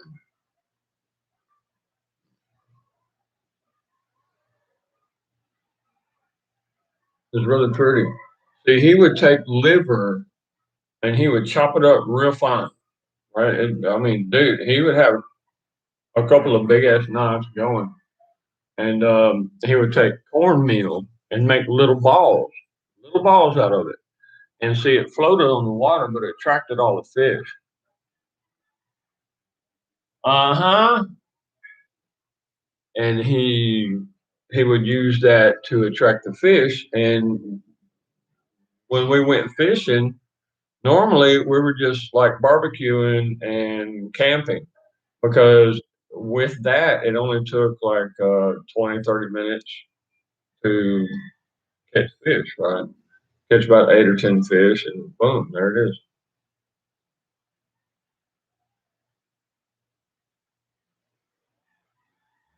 Those fish love the smell of liver, man, for some reason. Ooh, they love it. And that cornmeal, where they start popping at it and eating it and stuff. All you gotta do is just throw the net down there, or if you're fishing with a line and a hook, you just put a bobber on it about 6 inches down, put your little something on there, and they'll grab a hold of it just like that.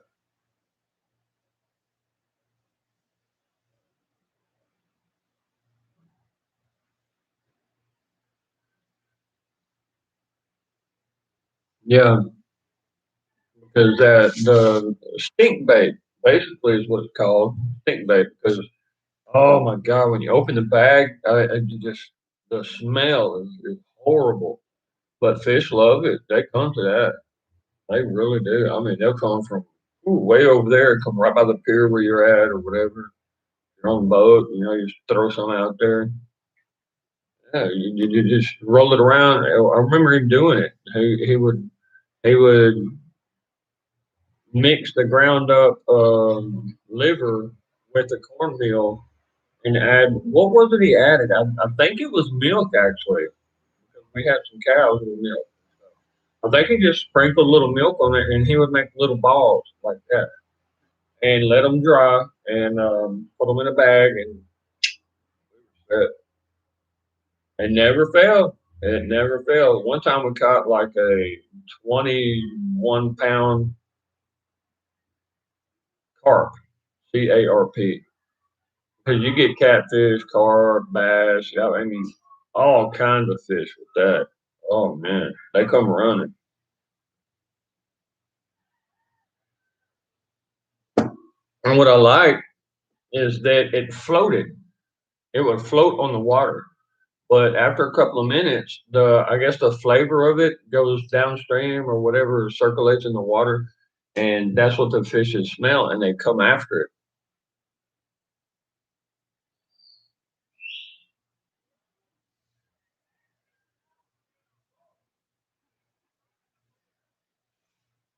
Wouldn't float too long now, but it was long enough. Made all the guys out on the pier jealous. You have guys out on the pier in the Houston Bay and in Galveston. You got a pier over there too. And they'd be fishing and fishing and catch this. It's not allowed. Okay, you set it free. They would catch fish like once every hour and a half or something. And as soon as me and Grandpa got there, all the fish came up like crazy, man. I loved it. He'd pull his big old bag out of his pocket and he'd start throwing it out there. Just every like 5 minutes, he'd throw some more out there. Yeah.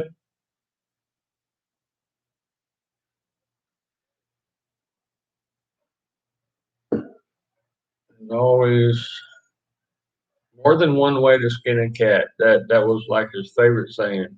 More than one way to skin that cat. You know, no matter what it was.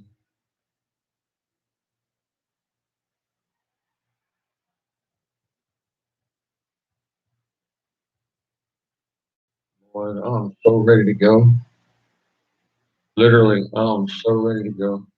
I collected up everything that I had in the other apartments and stuff, and the other warehouses. It's all here. Um, Trump needs help, y'all. Y'all need help. We need help. And there's not very many people that know what I know about the government. And I'm starting to feel like I'm irresponsible for not actually getting my butt over there and taking care of that.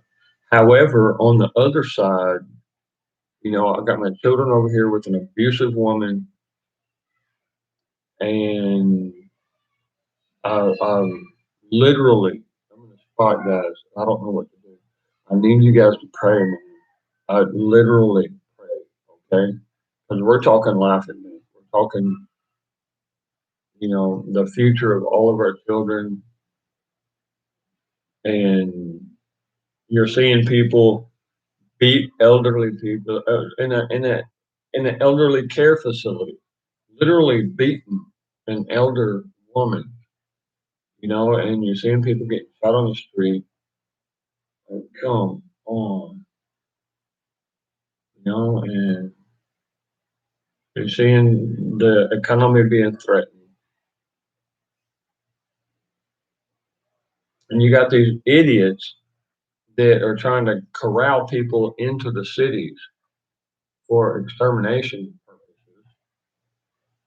And that's exactly what they're doing, guys.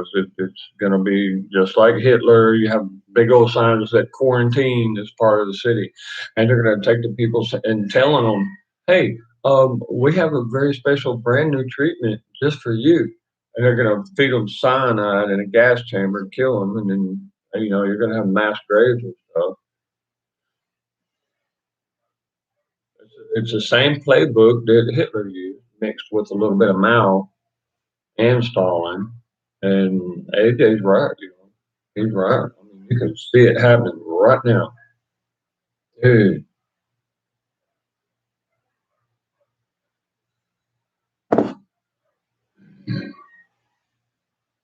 I can't do this no more. I can't sit back and all these fools that are getting online and saying, and how ironic that I'm online right now, but they're like Portland Andy, and now I do admit that what's her name? Amazing Polly. Amazing Polly has put out some really deep and really good information. I give it to that girl and her team. She has a whole team, but she's a spec ops operator. She's literally an operator, guys. That she'll never show who her team is, and they would prefer never to exist. You know what I mean? Because of the things they do. And it would be deadly if anybody knew who they were. Y'all gotta understand that. She's an operative. Um, but I love her because the way she conveys a message, it's just, God, beautiful. I'm like, Mama, come over here, take care of me. You know, we can make our own message. Just saying, just saying. Okay, I'm 50 years old, so whatever. Tanya wouldn't have a choice, man. I would lay down in the airport there and knock on her door, and she'd freak out, boy. She'd probably slap the living hell out of me. What in the hell are you doing here? Ruining everything. Well, kind of my job, Mom. But watch this. Well, boy, I would take care of her. I mean, not in a, well, I know.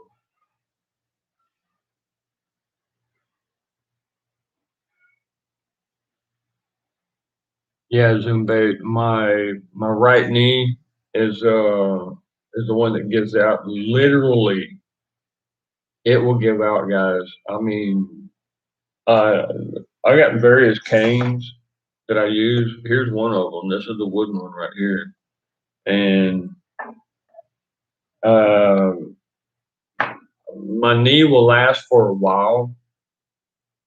I'd say about 2 hours, maybe. It'll start hurting more and more and more and more and more. The degree builds up, and then it'll pop, and all of a sudden, it's like there's fluid that comes into my knee when it pops, so I can last a bit longer.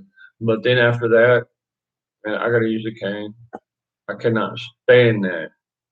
But I am 50 years old, so you know, eh, I guess it's time, like Bruce said, it's time to admit that you know you're getting over the hill. Exactly what it said. But it's true. It's true, y'all. Lord help me. Lord help me. Still got so many things to do, y'all. Gotta leave my children an inheritance. You know, damn it. What really bugs me, I mean, deep down to the core, is what kind of life are we going to leave for our children? You know, the next generation. And this generation don't give a damn.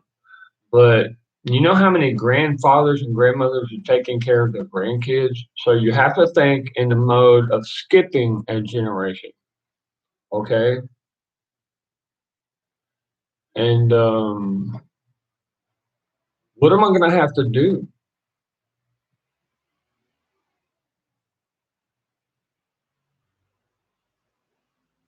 Well, I'll tell you this: where I-20 comes from, the Carolinas through Georgia over into Texas. I'm very familiar with that area. I've seen some things that I liked. I've seen some things that I didn't like through the years.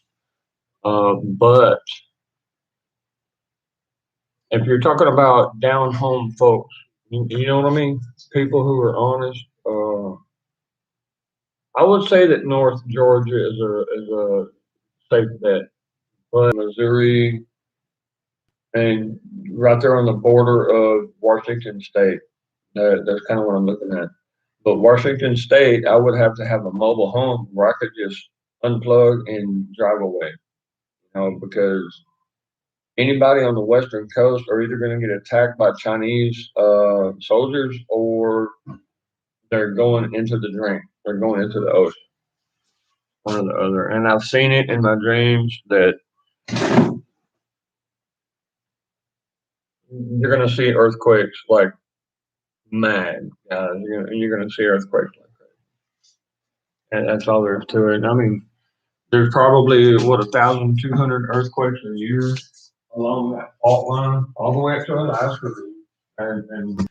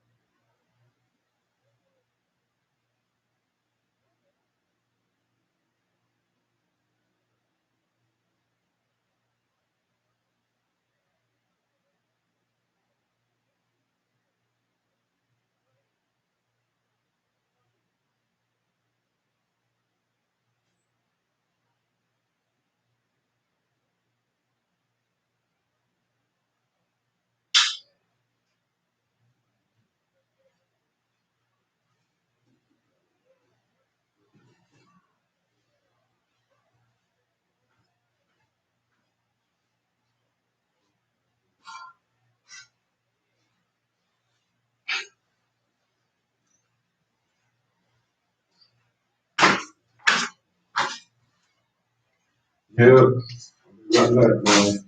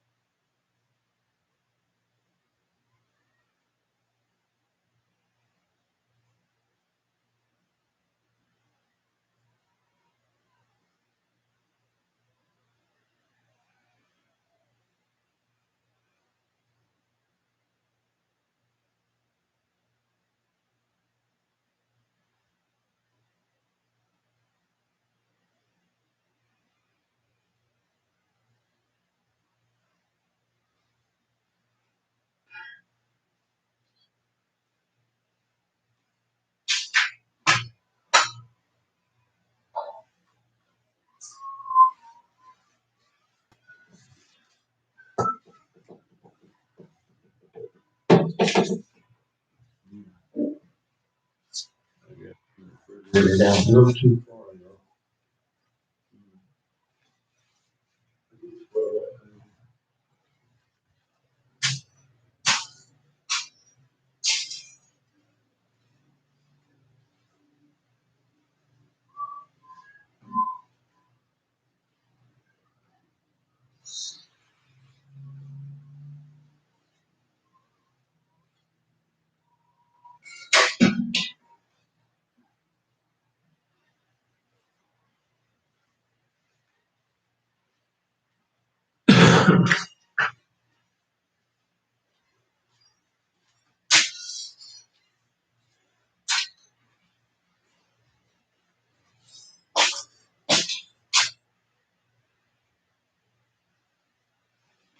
Lasky's sandwich.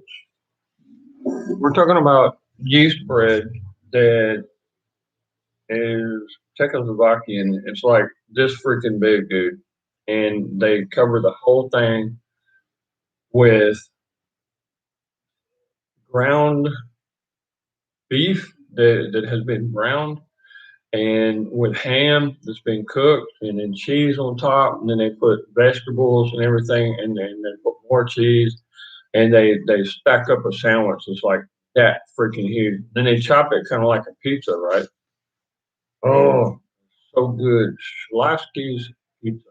SCHLOSK White. Schlossky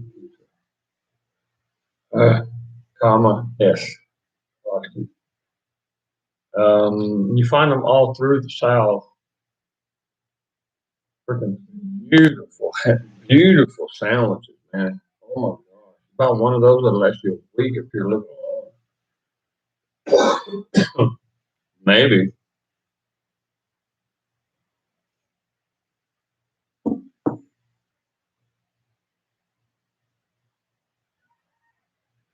I had to clean off a windowsill first. Sorry, man.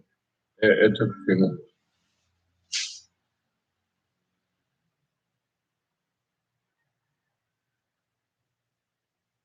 Ah.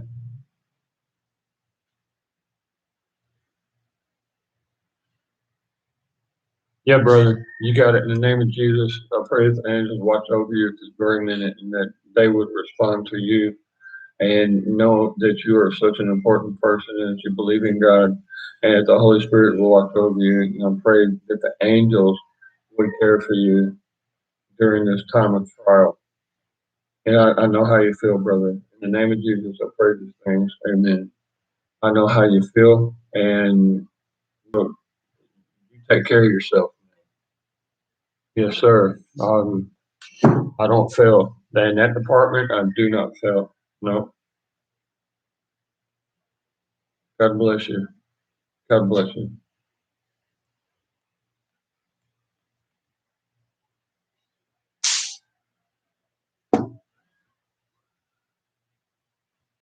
There's only one time that you go around this wheel, guys, in this life. All right, I'm scrolling up, bro.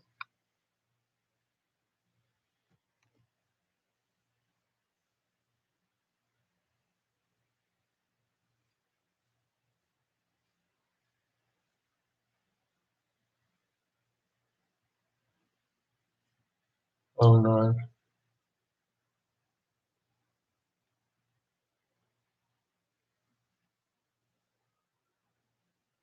Yeah, I saw that, Bruce, and that's cool, man. I was suggesting that you use the cold pack, a cold treatment, so that you can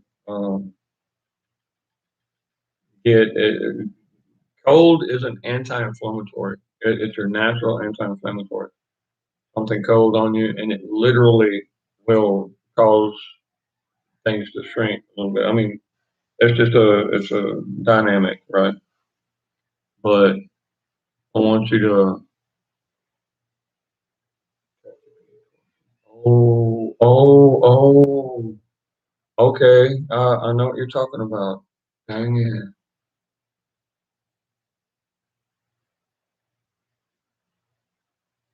Yeah. Uh, Take your phone with you, man. Take your charger. Don't forget your charger, bro. All right. That way we can see how you're doing.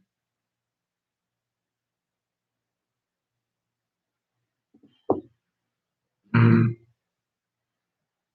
My nuts have always been twisted, but I guess I was kind of used to that kind of crap.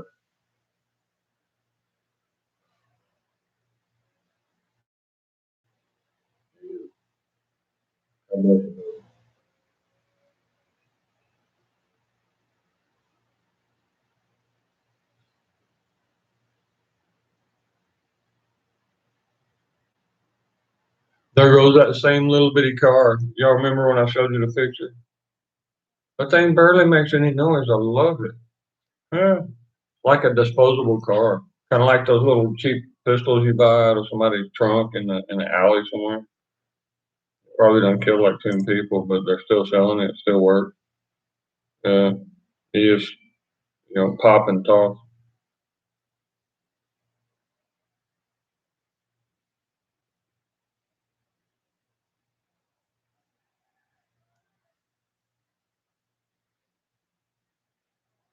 Oh man.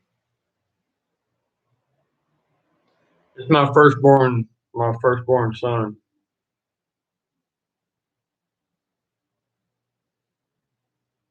He's busting ass out there. I think he's in Wyoming right now. What? Oh my God.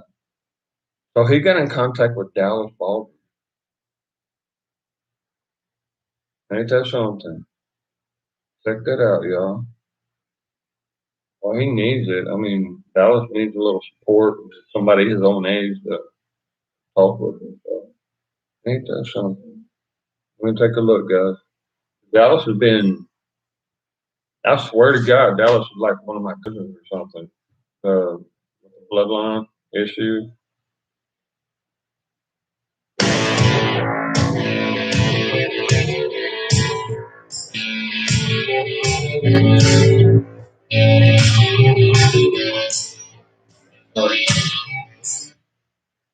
Yeah, we'll back off of that. So these things. Oh, Joint Task Force Bravo. That's why it's acting like that. I'll have to look at that later, guys. My brother will.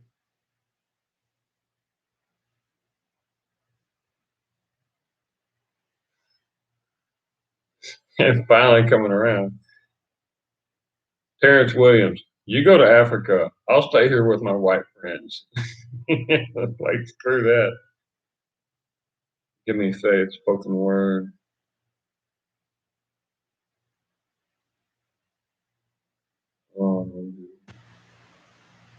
Hmm. Y'all remember this one? You have to have seen it. Yeah, so it's bouncing and bouncing and bouncing and bouncing.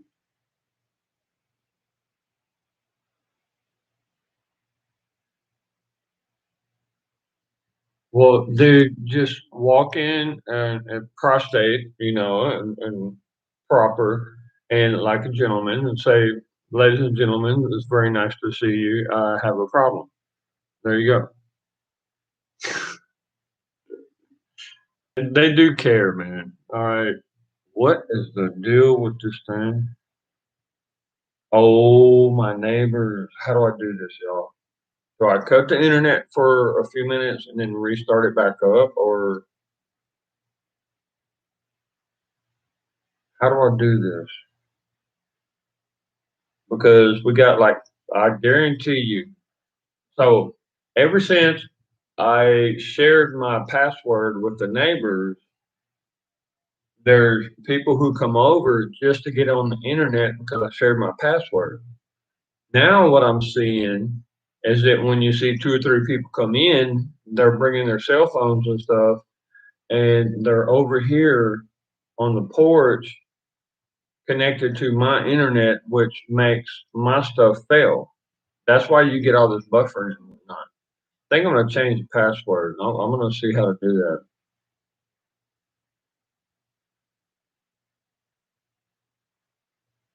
I told the neighbor, you and you alone have access to my internet.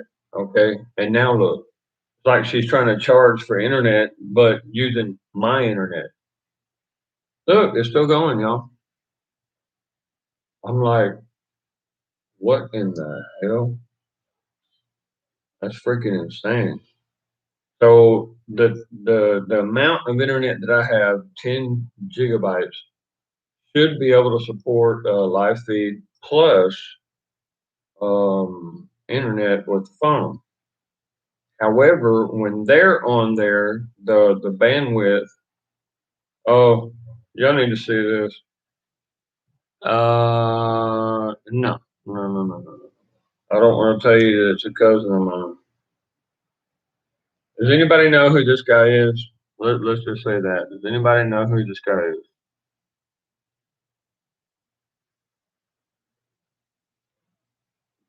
That's a cousin of mine. Okay, and they're yeah. Okay, whatever. Good God. Okay, get rid of that. Get rid of this. Get rid of that. Get rid of that definitely. And what we will do is Hello, America. Let me get that presidential election real quick, my nigga, because we need a real nigga like Tom McDonald in office to always keep real with all the real Americans, no matter if they're not from here or if they are from here. I'm just gonna put this in the background, guys. There we go.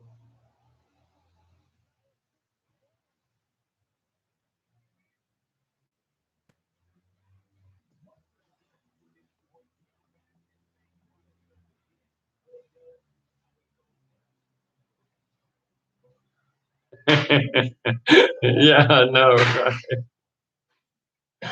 He's in water hose and shit. Yeah. His name actually is Tommy. That's his name. And I met him at a family reunion. But isn't that something? We used to have family reunions like every other year, right? And now, who's having family reunions anymore? What is that? You know?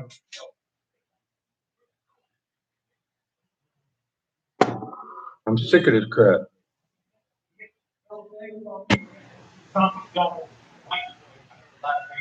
Come on, dude. I already saw that. Whatever.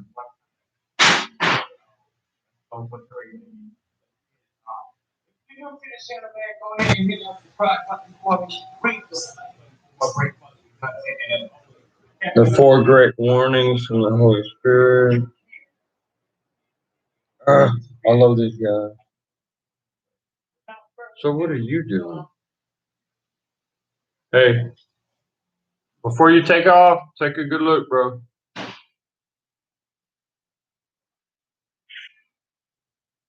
Yeah, that's 155, baby. That's Marine Recon right there. Boy, them gunnies ain't playing around. Oh, I love them guns. Dang it. Damn it.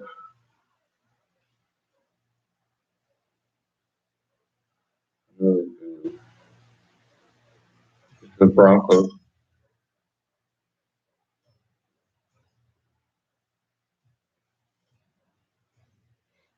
And you can see why they're called Broncos.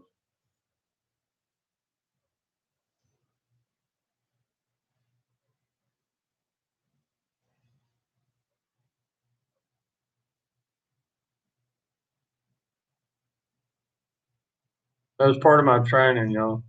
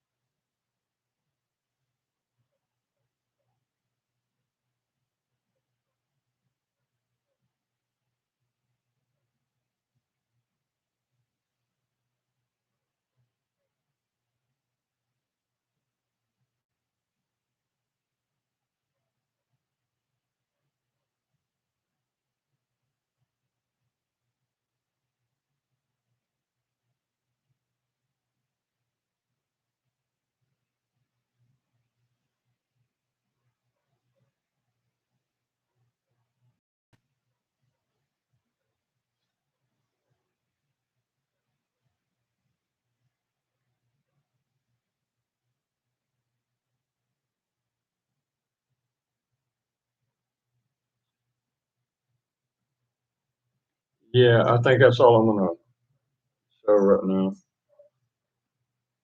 But I'll tell you, these boys, they're going through what I went through. Okay.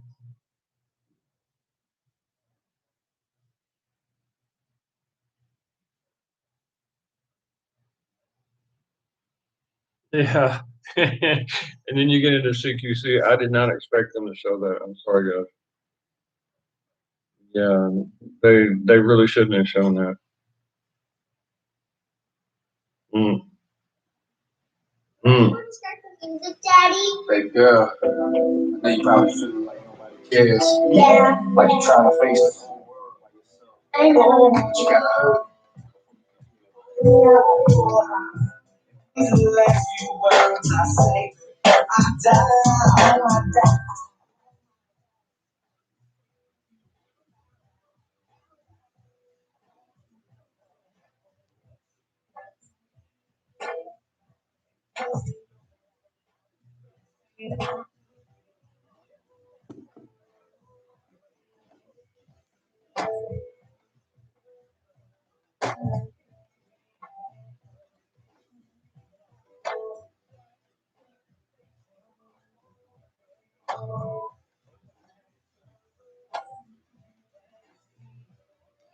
Supposedly, my wife, who ruined 3 cars and 2 house projects, is going to be here in like a week or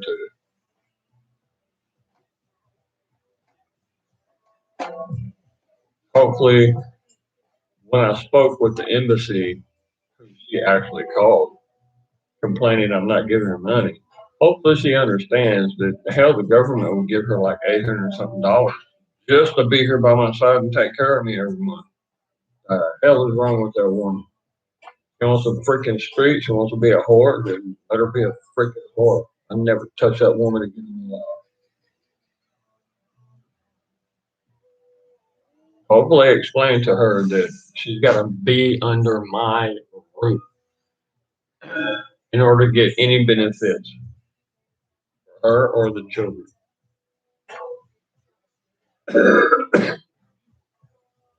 Or they had one kid do a police report against her or my wife. Fucking disgusting, y'all.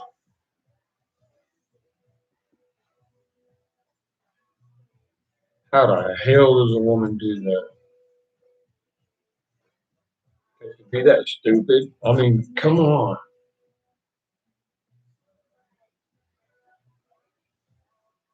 I'm sitting here thinking about my baby girl. That's what it is, guys.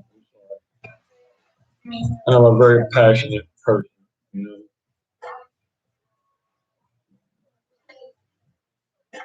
So is she. Boy, she cussed some people out last night. Lord have mercy, she cussed them. Marion, my daughter's 13 years old. You seen pictures of her. And she, of course, she's coming into her own. She's having hormone changes and stuff. I understand that. But she's very, very passionate. She gives a damn what anybody else thinks. She's freaking amazing.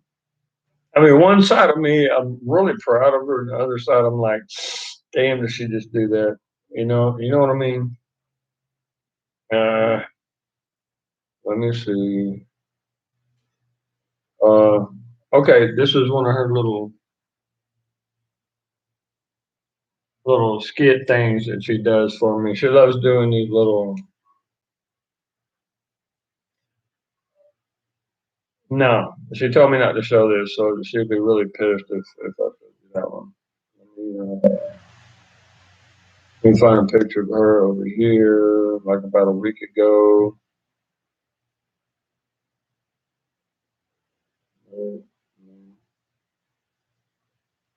She's freaking awesome.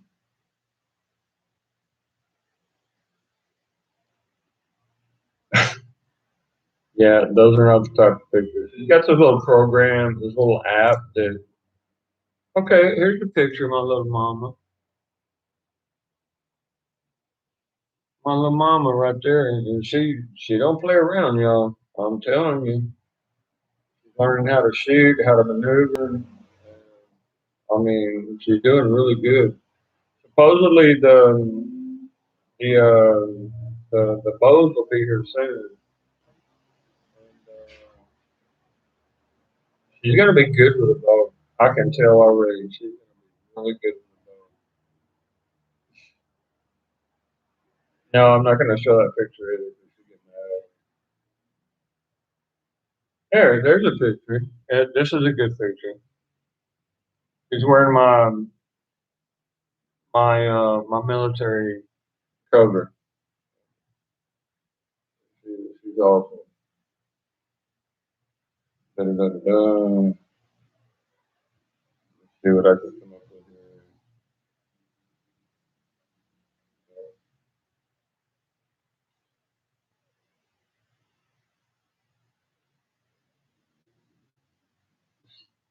She does these things with the. Oh, okay. It's a gift. Okay.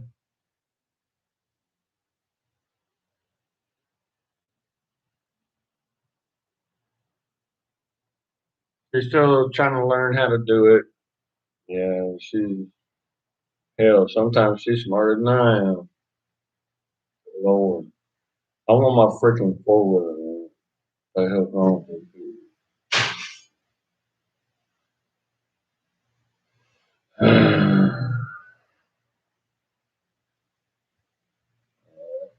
So,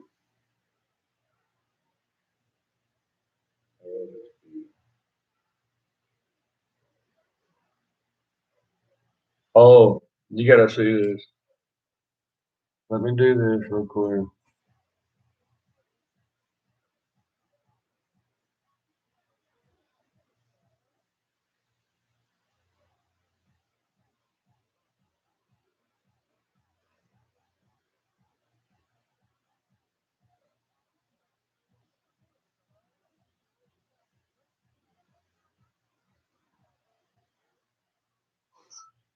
She's like, my daddy's mine.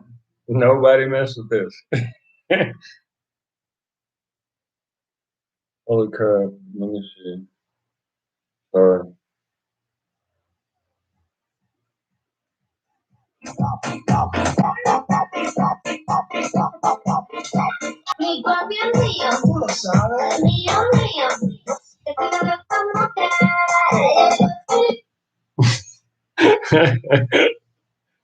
She's gorgeous, y'all. Lord have mercy.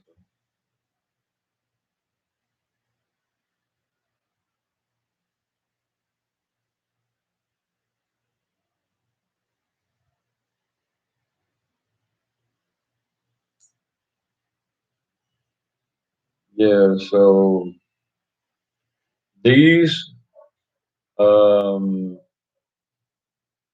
this is my lawyer. Okay, I'll go ahead and show you. And my daughter is living with the lawyer, and they don't know how to deal with this situation. My daughter has so much passion, you know, and she does everything with full force that people cannot understand it. You know, we don't. Um, hell, I'm the same way, man. I give a damn what other people think.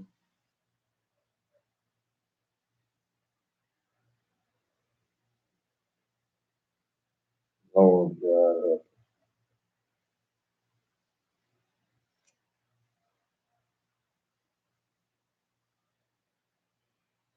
good Lord. Where there's certain things on here that I have no idea where they come from. I was just like, I'm surprised.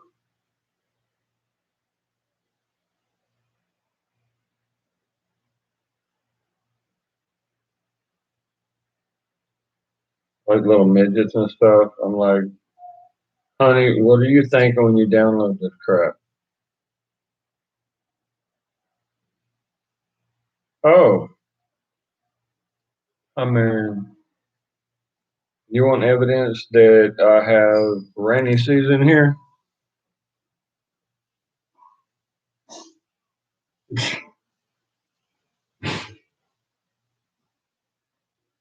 Adiós, papi. Cuidado.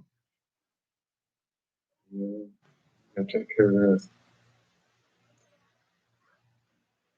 that.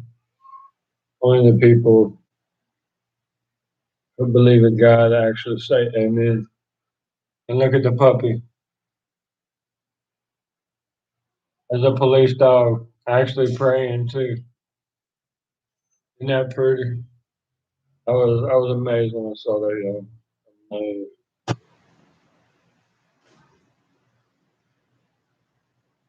Oh, come on.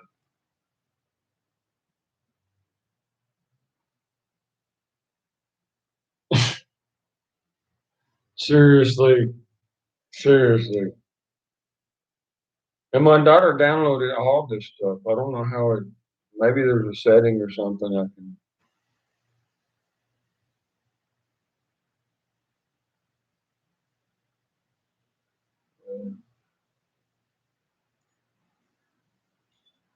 Yeah. This is my sweetheart that they told me that somebody stole it, and right there on the spot, they took the motor They took the tank and they took both tires. That's a 1200 Softail. It's pretty. I mean, that was my baby.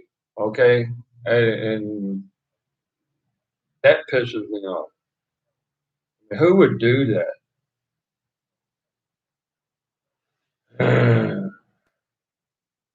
And how the hell am I gonna go see my kids? You know what I mean? Come on,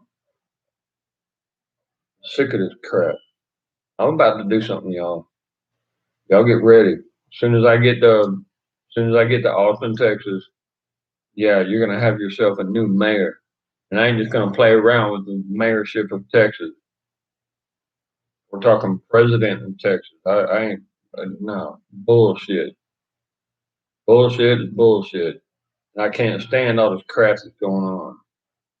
I can't stand it.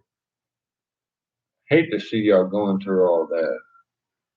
When I see crap like this, you know, why? Where the real men at? You know what I'm saying? I mean, it doesn't bother me a bit, but mm, you know what I'm saying? Yeah, I'm sorry. Good Lord. Order people all over the place are jacked up.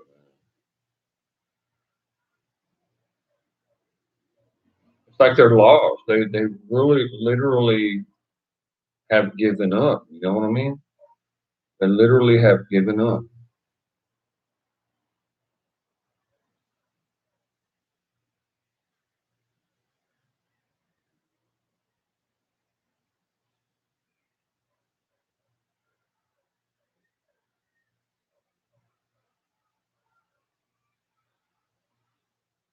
Started figuring out that there's another type of law. You know, there's an actual God given right. And they know it. Hmm.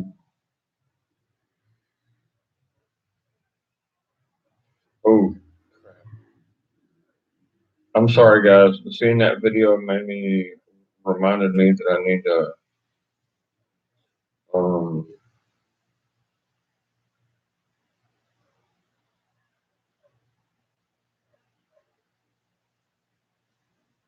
come on.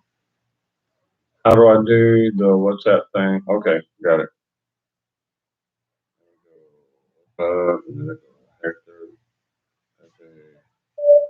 Héctor, no olvidar de cuidar los conejos, amigo. Okay. Yo sé que hay mucho, ¿cómo se llama? Drama, pero somos hombres, debe que enfocarnos en las cosas importantes. Okay. Y Dios te bendiga, pasa buenos días. Y no se preocupe, todo está bien en ese lado, y yo cuenta que todo está bien en el lado suyo. Y tenemos contacto contigo, porque tiene contacto con dos otros hombres, quiere venderme en propiedad, pero voy a ver los papeles primero, oiga. Muchas gracias por todo, amigo. Cuídese, mantenga fuerte, mantenga su fuerza. Adiós. Okay, I tried to encourage the guy. He's a freaking crap, but I cannot believe this.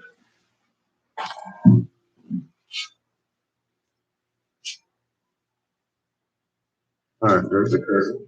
Have his shit.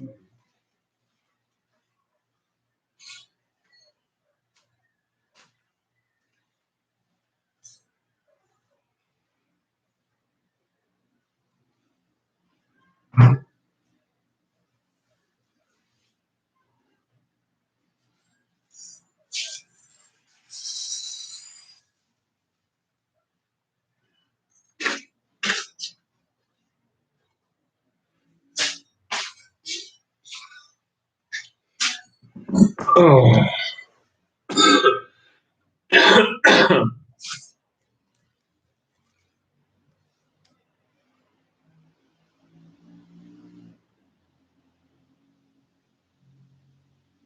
Yeah, I know what rotate and torsion means.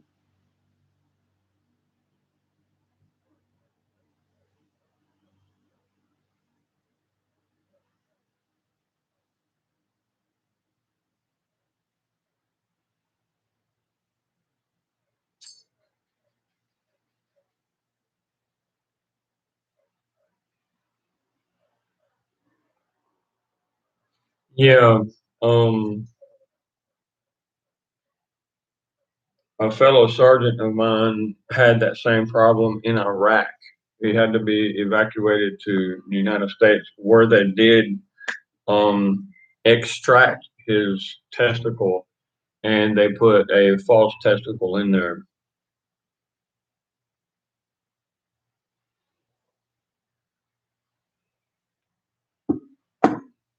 It's a good thing that he had a boy and a girl before that happened, because it's a left testicle and it won't produce sperm anymore.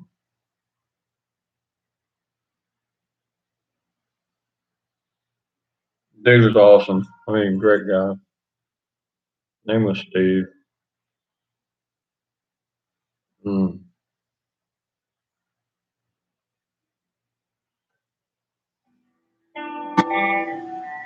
Like everything you love disappears. Sorry you're going through that, bro. Man, so good. Greatest man in your life, that rugged like you shine. And I'm going through a lot of stuff right now too. I'm trying to hold on. I'm thinking if you hold on to withstand the storm. That's all the nurses cried in this place. You want my breath, baby. That I breathe, the only thing in this life to come out keeps okay, Miriam, when you're active during the day, and you're eating certain things that don't have too much fiber in it, and fiber actually helps the body produce a particular enzyme that keeps things in its place. Right? For example, sorry guys. For example, your heart stays in its place because it has a fibrous material around it that's attached to the protective sac. And you have a membrane, is what it is. A membrane around your heart, membrane around your kidneys, your membrane in your abdomen, um, prostate, and you girls have one in your fallopian tubes and in that reproductive organ area. And when you're not eating enough fiber in your diet, it happens. Now, later on in life, you have certain extraction of toxic materials from your body, which it uses the fiber to extract these toxic materials. And one can still be eating healthy and also get low on these fibrous materials that you need for your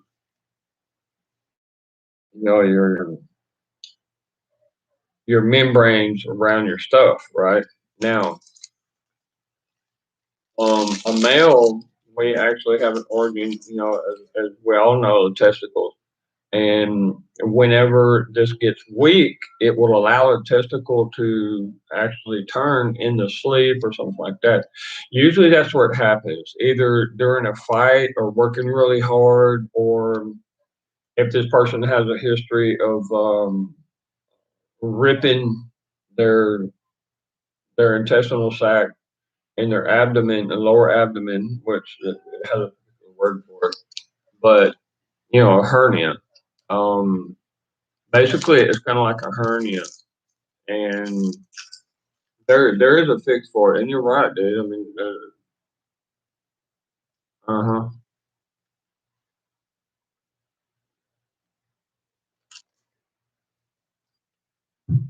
So you see how that happens. That's why fiber is such a big deal.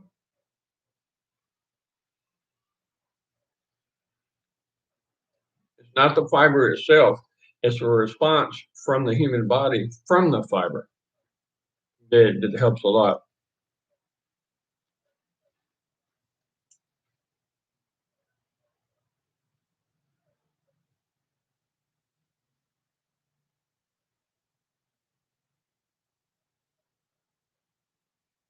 My daughter just wrote me and told me I needed to eat. She brought me a couple of Whataburgers yesterday. So,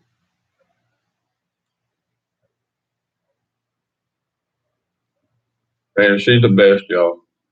She really is. I'm gonna turn this down.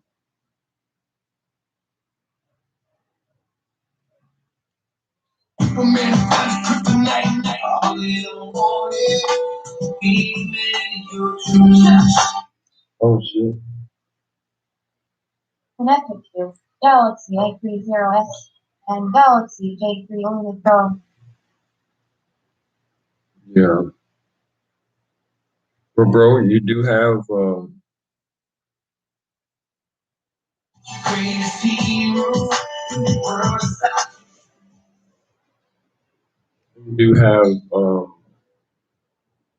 testicular cancer. However, if you hadn't had bad breath in the past, I would say like 5 months, something like that, then it's not cancer.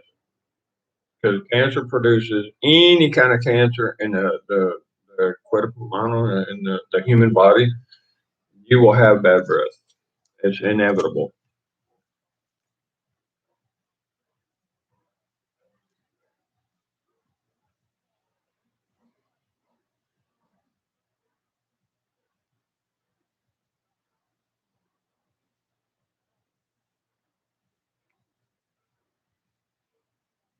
And Bruce, don't forget, take your phone and your charger.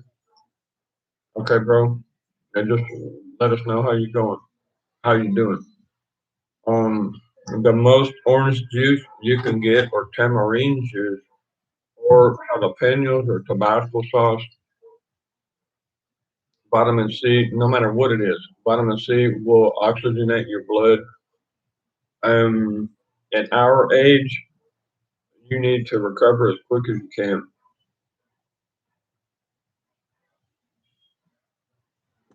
And vitamin C is one of the keys.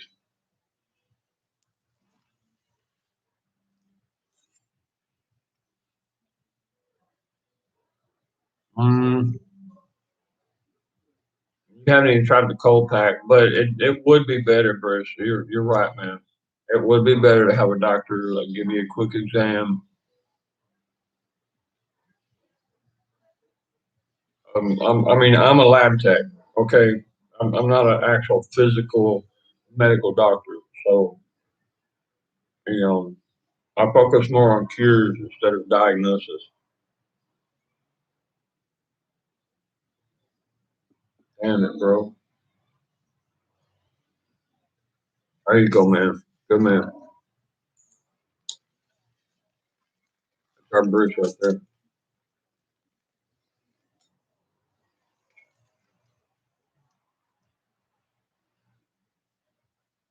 Hmm.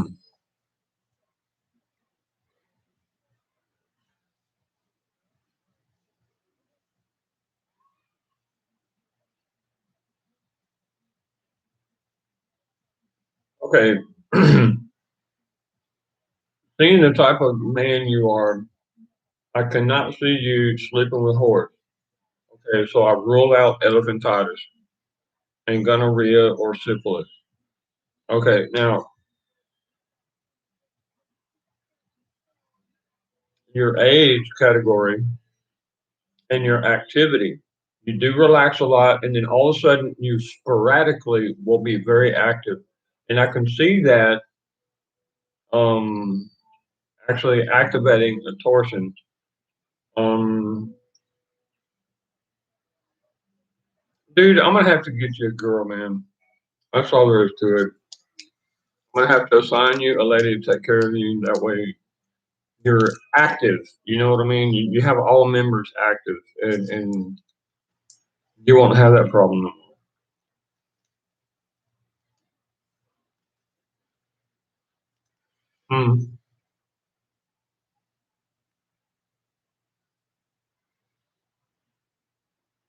I know, right, man?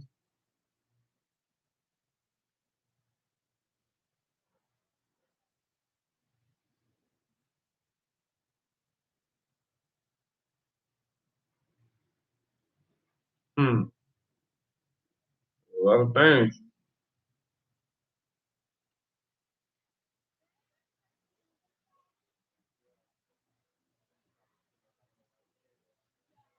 Bear, I wish you could have seen my 1200, man. She's a pretty little soft tail. They told me that somebody yanked the rims off of it, the wheels, took the motor and the tank, and just left the frame sitting there, on the back on the trailer. Dude, the guys went in to eat that, and they weren't even in there like an hour in the cafe eating. Well, that's the excuse they gave anyway. So we'll see. We'll see what's going on. Hmm. You don't mess with the man Charlie, dude. I'm sorry. Three things. Well, four actually. One's a given. The children. You don't mess with a man's children. You don't mess with his money, his woman, or his Harley. Hmm. Yeah, I got a little something going on over here. There's an investigator over there. We'll find out what's going on. Mm-hmm.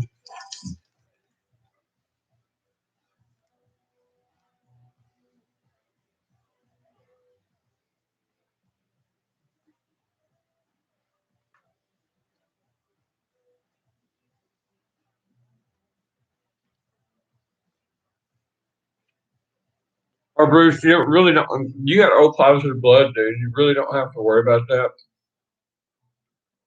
Only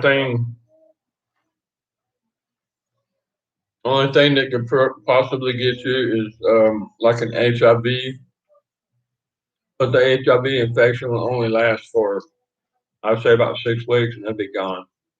It's just a virus, and depending on your habits, because you're O positive. You know, syphilis for O positive blood type, syphilis is the big deal. Okay, you're A. If you're positive that you're A, then I would suggest 2 times, like every 6 months, you take a amoxicillin regime or citrofloxacin. Citrofloxacin is a new type of antibiotic that would, dude, you could catch uh, gonorrhea from just the air passing by. You're taking a whiz outside.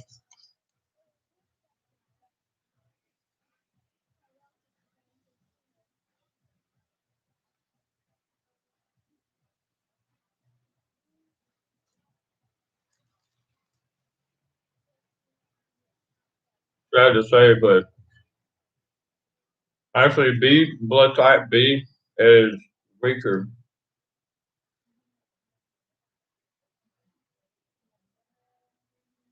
That's why their personality type is so brunt, so boisterous.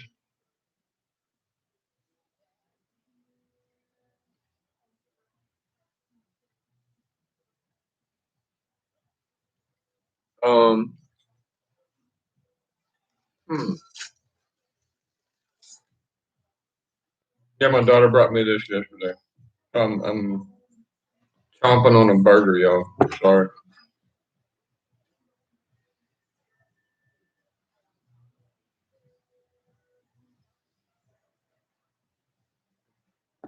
And then she stirred up a whole bunch of drama by posting on Facebook a whole bunch of crap about the neighbors over here, calling them whores and stuff. Like, oof, boy.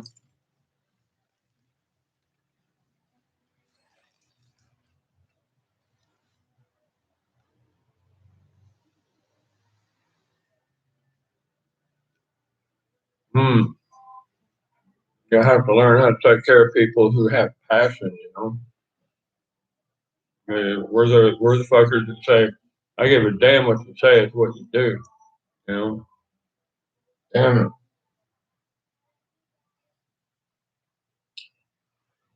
Love you too, Lamar.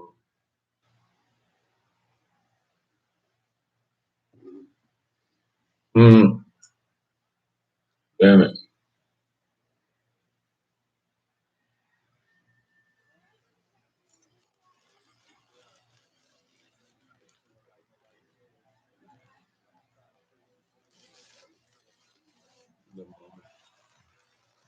What to God, guys.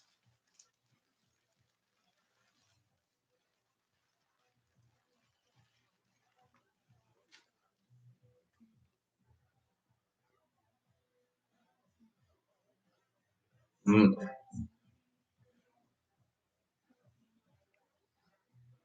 I'm at a point where I can not handle this anymore, fellas. Seriously.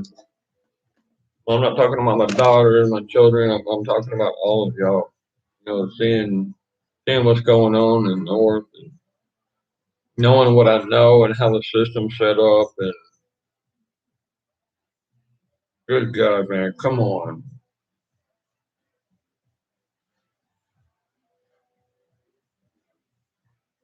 Can it be more obvious? The devil's attacking us. I'm amazed. Mm.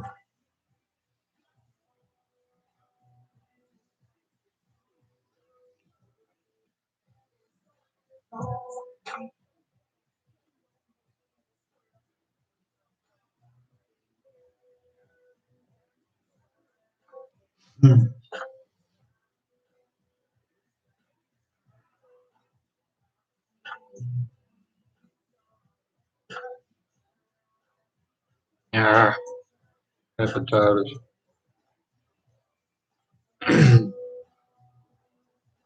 Okay, Bruce, for hepatitis, you need to take as much lemon juice as you can, as concentrated and as strong as you can get it. Unless you like jalapenos. If you like jalapenos, I would suggest you start burning your asshole when you shit. I mean, just eat as much jalapeno as you can.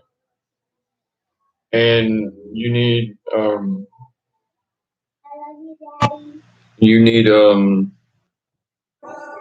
baking soda.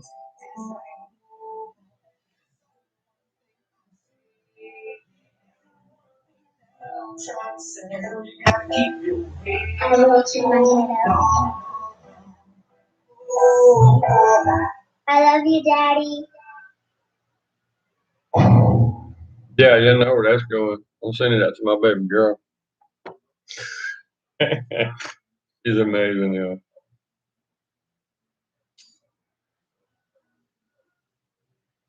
Baking soda, you're talking about high vitamin C. If she got hepatitis C, one of the causes of hepatitis C is going to be gonorrhea. So you really got to watch out for your prostate. Um,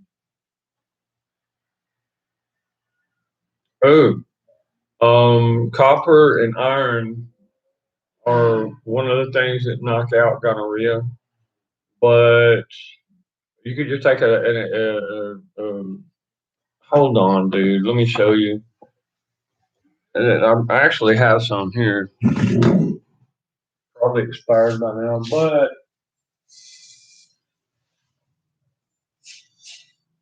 freaking if I can get the damn thing. You know what? I'm gonna leave the bag there. I'll just grab one of the little things in it. If I can get it without breaking. Citroflexacino. Oh, well, damn it! Come on. There we go. Um. Okay. Um. This is mainly for an O positive type blood type. It's Septran, Septra in English. That'll get rid of any kind of STD you might have had, but O blood type, you're wanting citroflexacin. Okay, that's what you're wanting, bro. Okay, citroflexacin, and you take one every. Well, it depends on how old you are. Okay, one every 12 hours for like 4 days. Only thing is, citroflexacin has a reactive quality with the kidneys. So if you have any kind of kidney stone, one of the side effects is that you're going to be trying to pass this kidney stone after you finish the regime. Yeah, that's kind of like an emergency stash there, y'all. I think.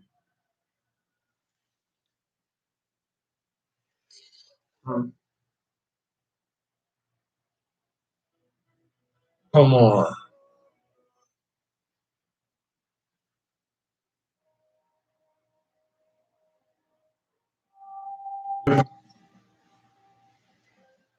which is derived from uh, uh, um, sulfur or sulfur.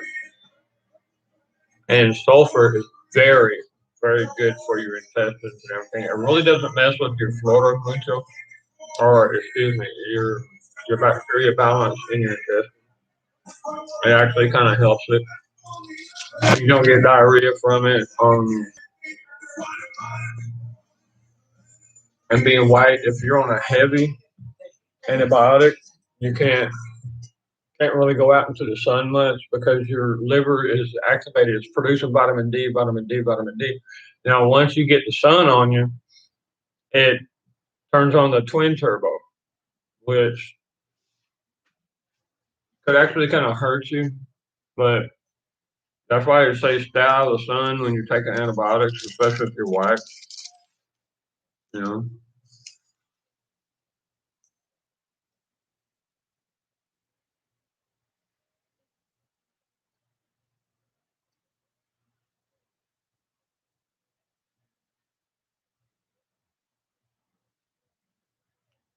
Mm. Citra is useful for a lot of things. It really is. Most infections I've ever had, even the jungle rat when I was in Panama going through the SF course, my feet were black, dude. They were black. I mean, it's smelling like gangrene, kind of the smell like cheese and stuff, and skin peeling and whatnot. And I'm like, what the hell is this? And it took it about 6 days, but of course I was 26 years old, 27 years old. Yeah, but it cured up good. You know, they would bring food to my quarters for me.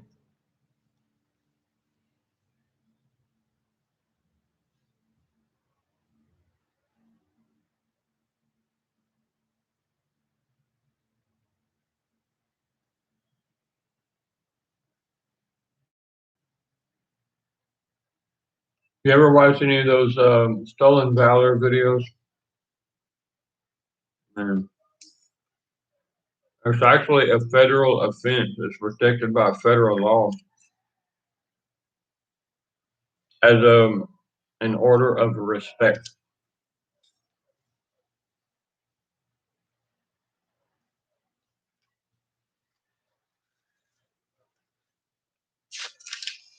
I know a lot of people it doesn't really matter much, but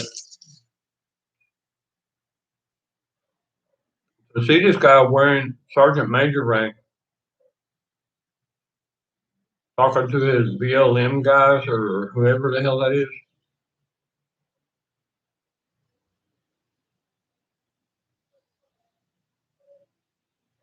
I didn't think any big deal about that in those videos that I watched and stuff like a year ago. But seeing that guy publish videos like that wearing a rank in a way that there's not a single sergeant major in the world that would wear that like that or say the things he was saying. I understand why that law's there now. Good Lord, man.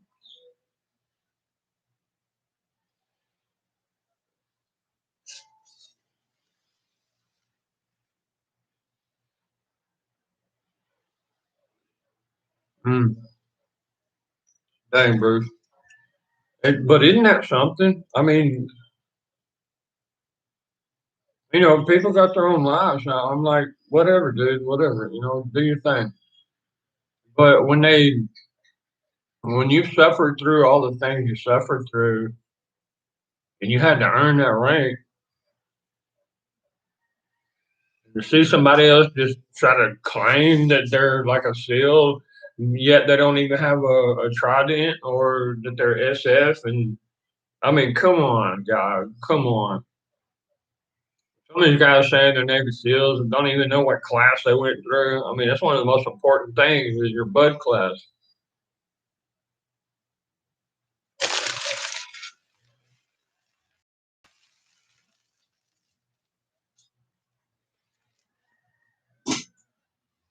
Oh my God.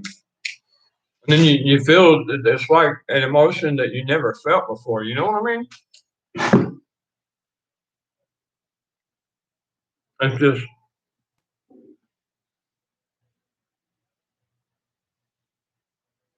it's hard to explain. Uh,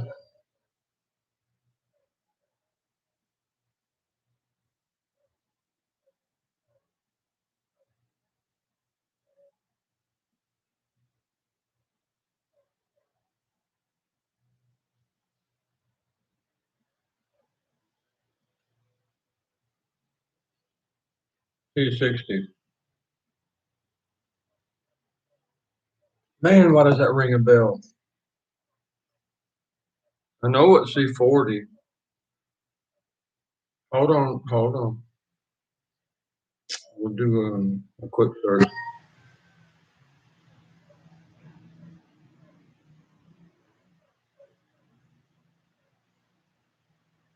I remember you talking about that too.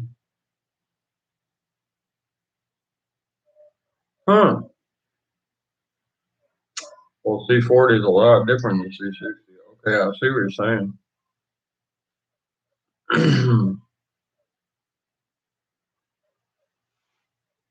Derivative. PCB.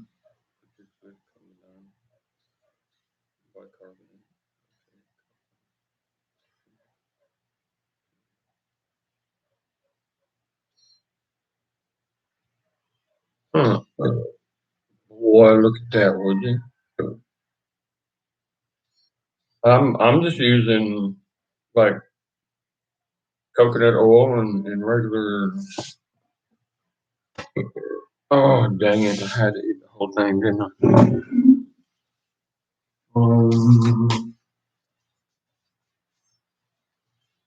Yep.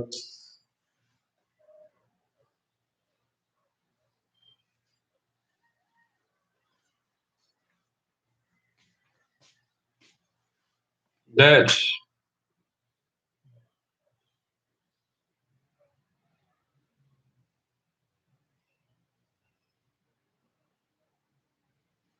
yeah. That's basically what I use. And actually, I put it under my old microscope, which is actually better than the new microscope, and it checked out. It's pretty clean.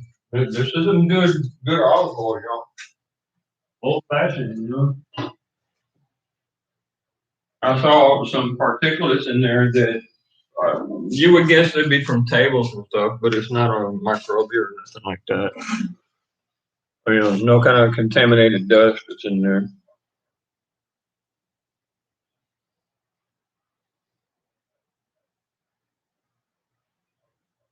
Oh, I see what you're saying. Huh. See if nitrogen comes forward. They refer to field and transport. Oh, no, what it's talking about is the molecular structure of it. Huh. Wow, dude. Thank you very much. I'm gonna save that.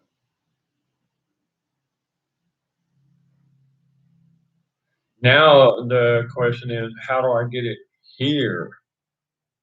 Hmm. I'm gonna look up the process and I'll just grow my own olive trees and do it that way. But it's a lot easier and cheaper than just trying to order it.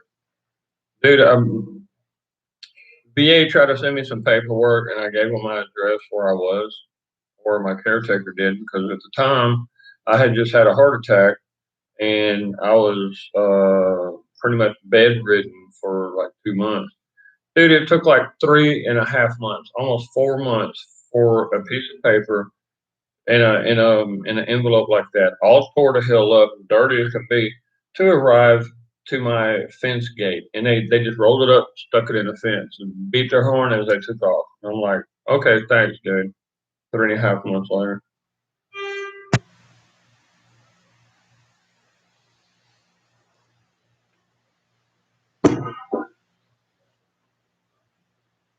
So yeah, they have a mail system here. You're gonna be waiting a while. Damn it. Dude's probably on his way to go visit an aunt or a girlfriend or something like that and decided, you know what? Yeah, I'll take this over to dude. Oh, people are, yeah, I'll leave that alone.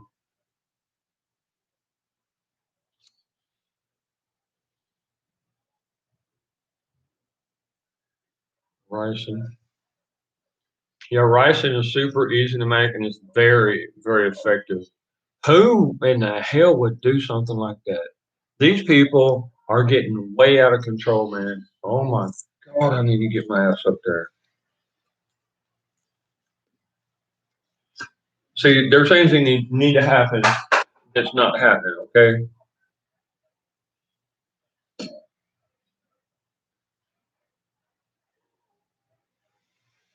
I don't want to leave my kids here, y'all. Damn it. Because they're not secure. My kids are not safe. Damn it.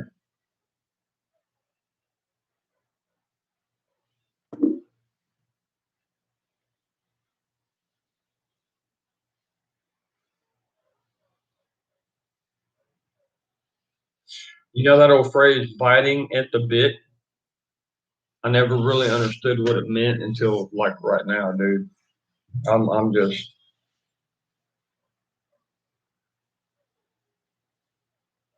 Colonel, you don't have a choice. You got a C-130 coming here every week. That C-130 is going to take me back to the United States where I'm going to save your ass. Oh, y'all too.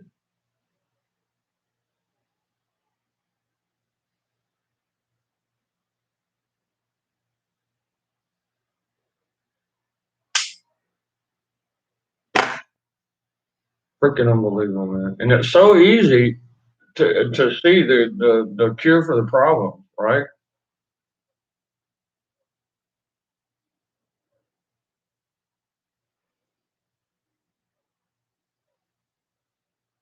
But who's doing the movement? Who's making it happen? Who's sacrificing their time and their freedom? You know, sacrificing themselves to make sure everybody else is safe. I just that blows my mind, guys. It really does. It blows my mind, man.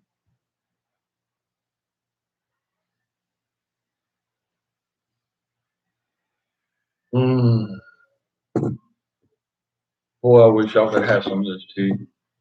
That's the last little bit too.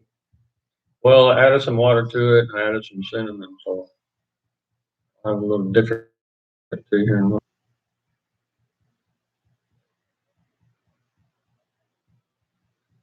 Dang it.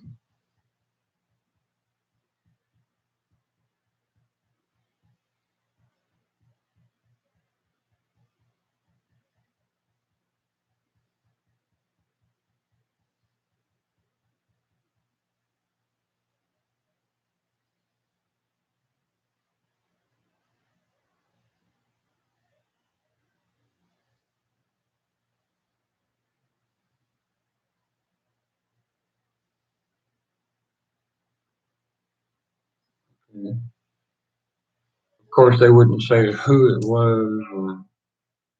I don't trust CNN, but I mean something like that. You know, the president's had so many threats that it does have a little clout to it. You know, it has a little credibility.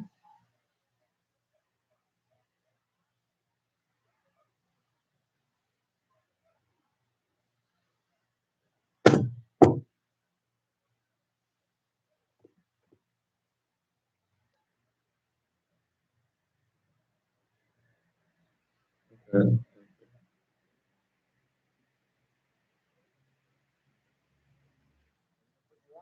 Se me murió un conejito porque se enfermó. Algún animalito lo picó. La otra está embarazada. La otra está seca. Me ha felicitado, va a hacer cumpleaños hoy yo. all right, fine. Damn it. All right, hold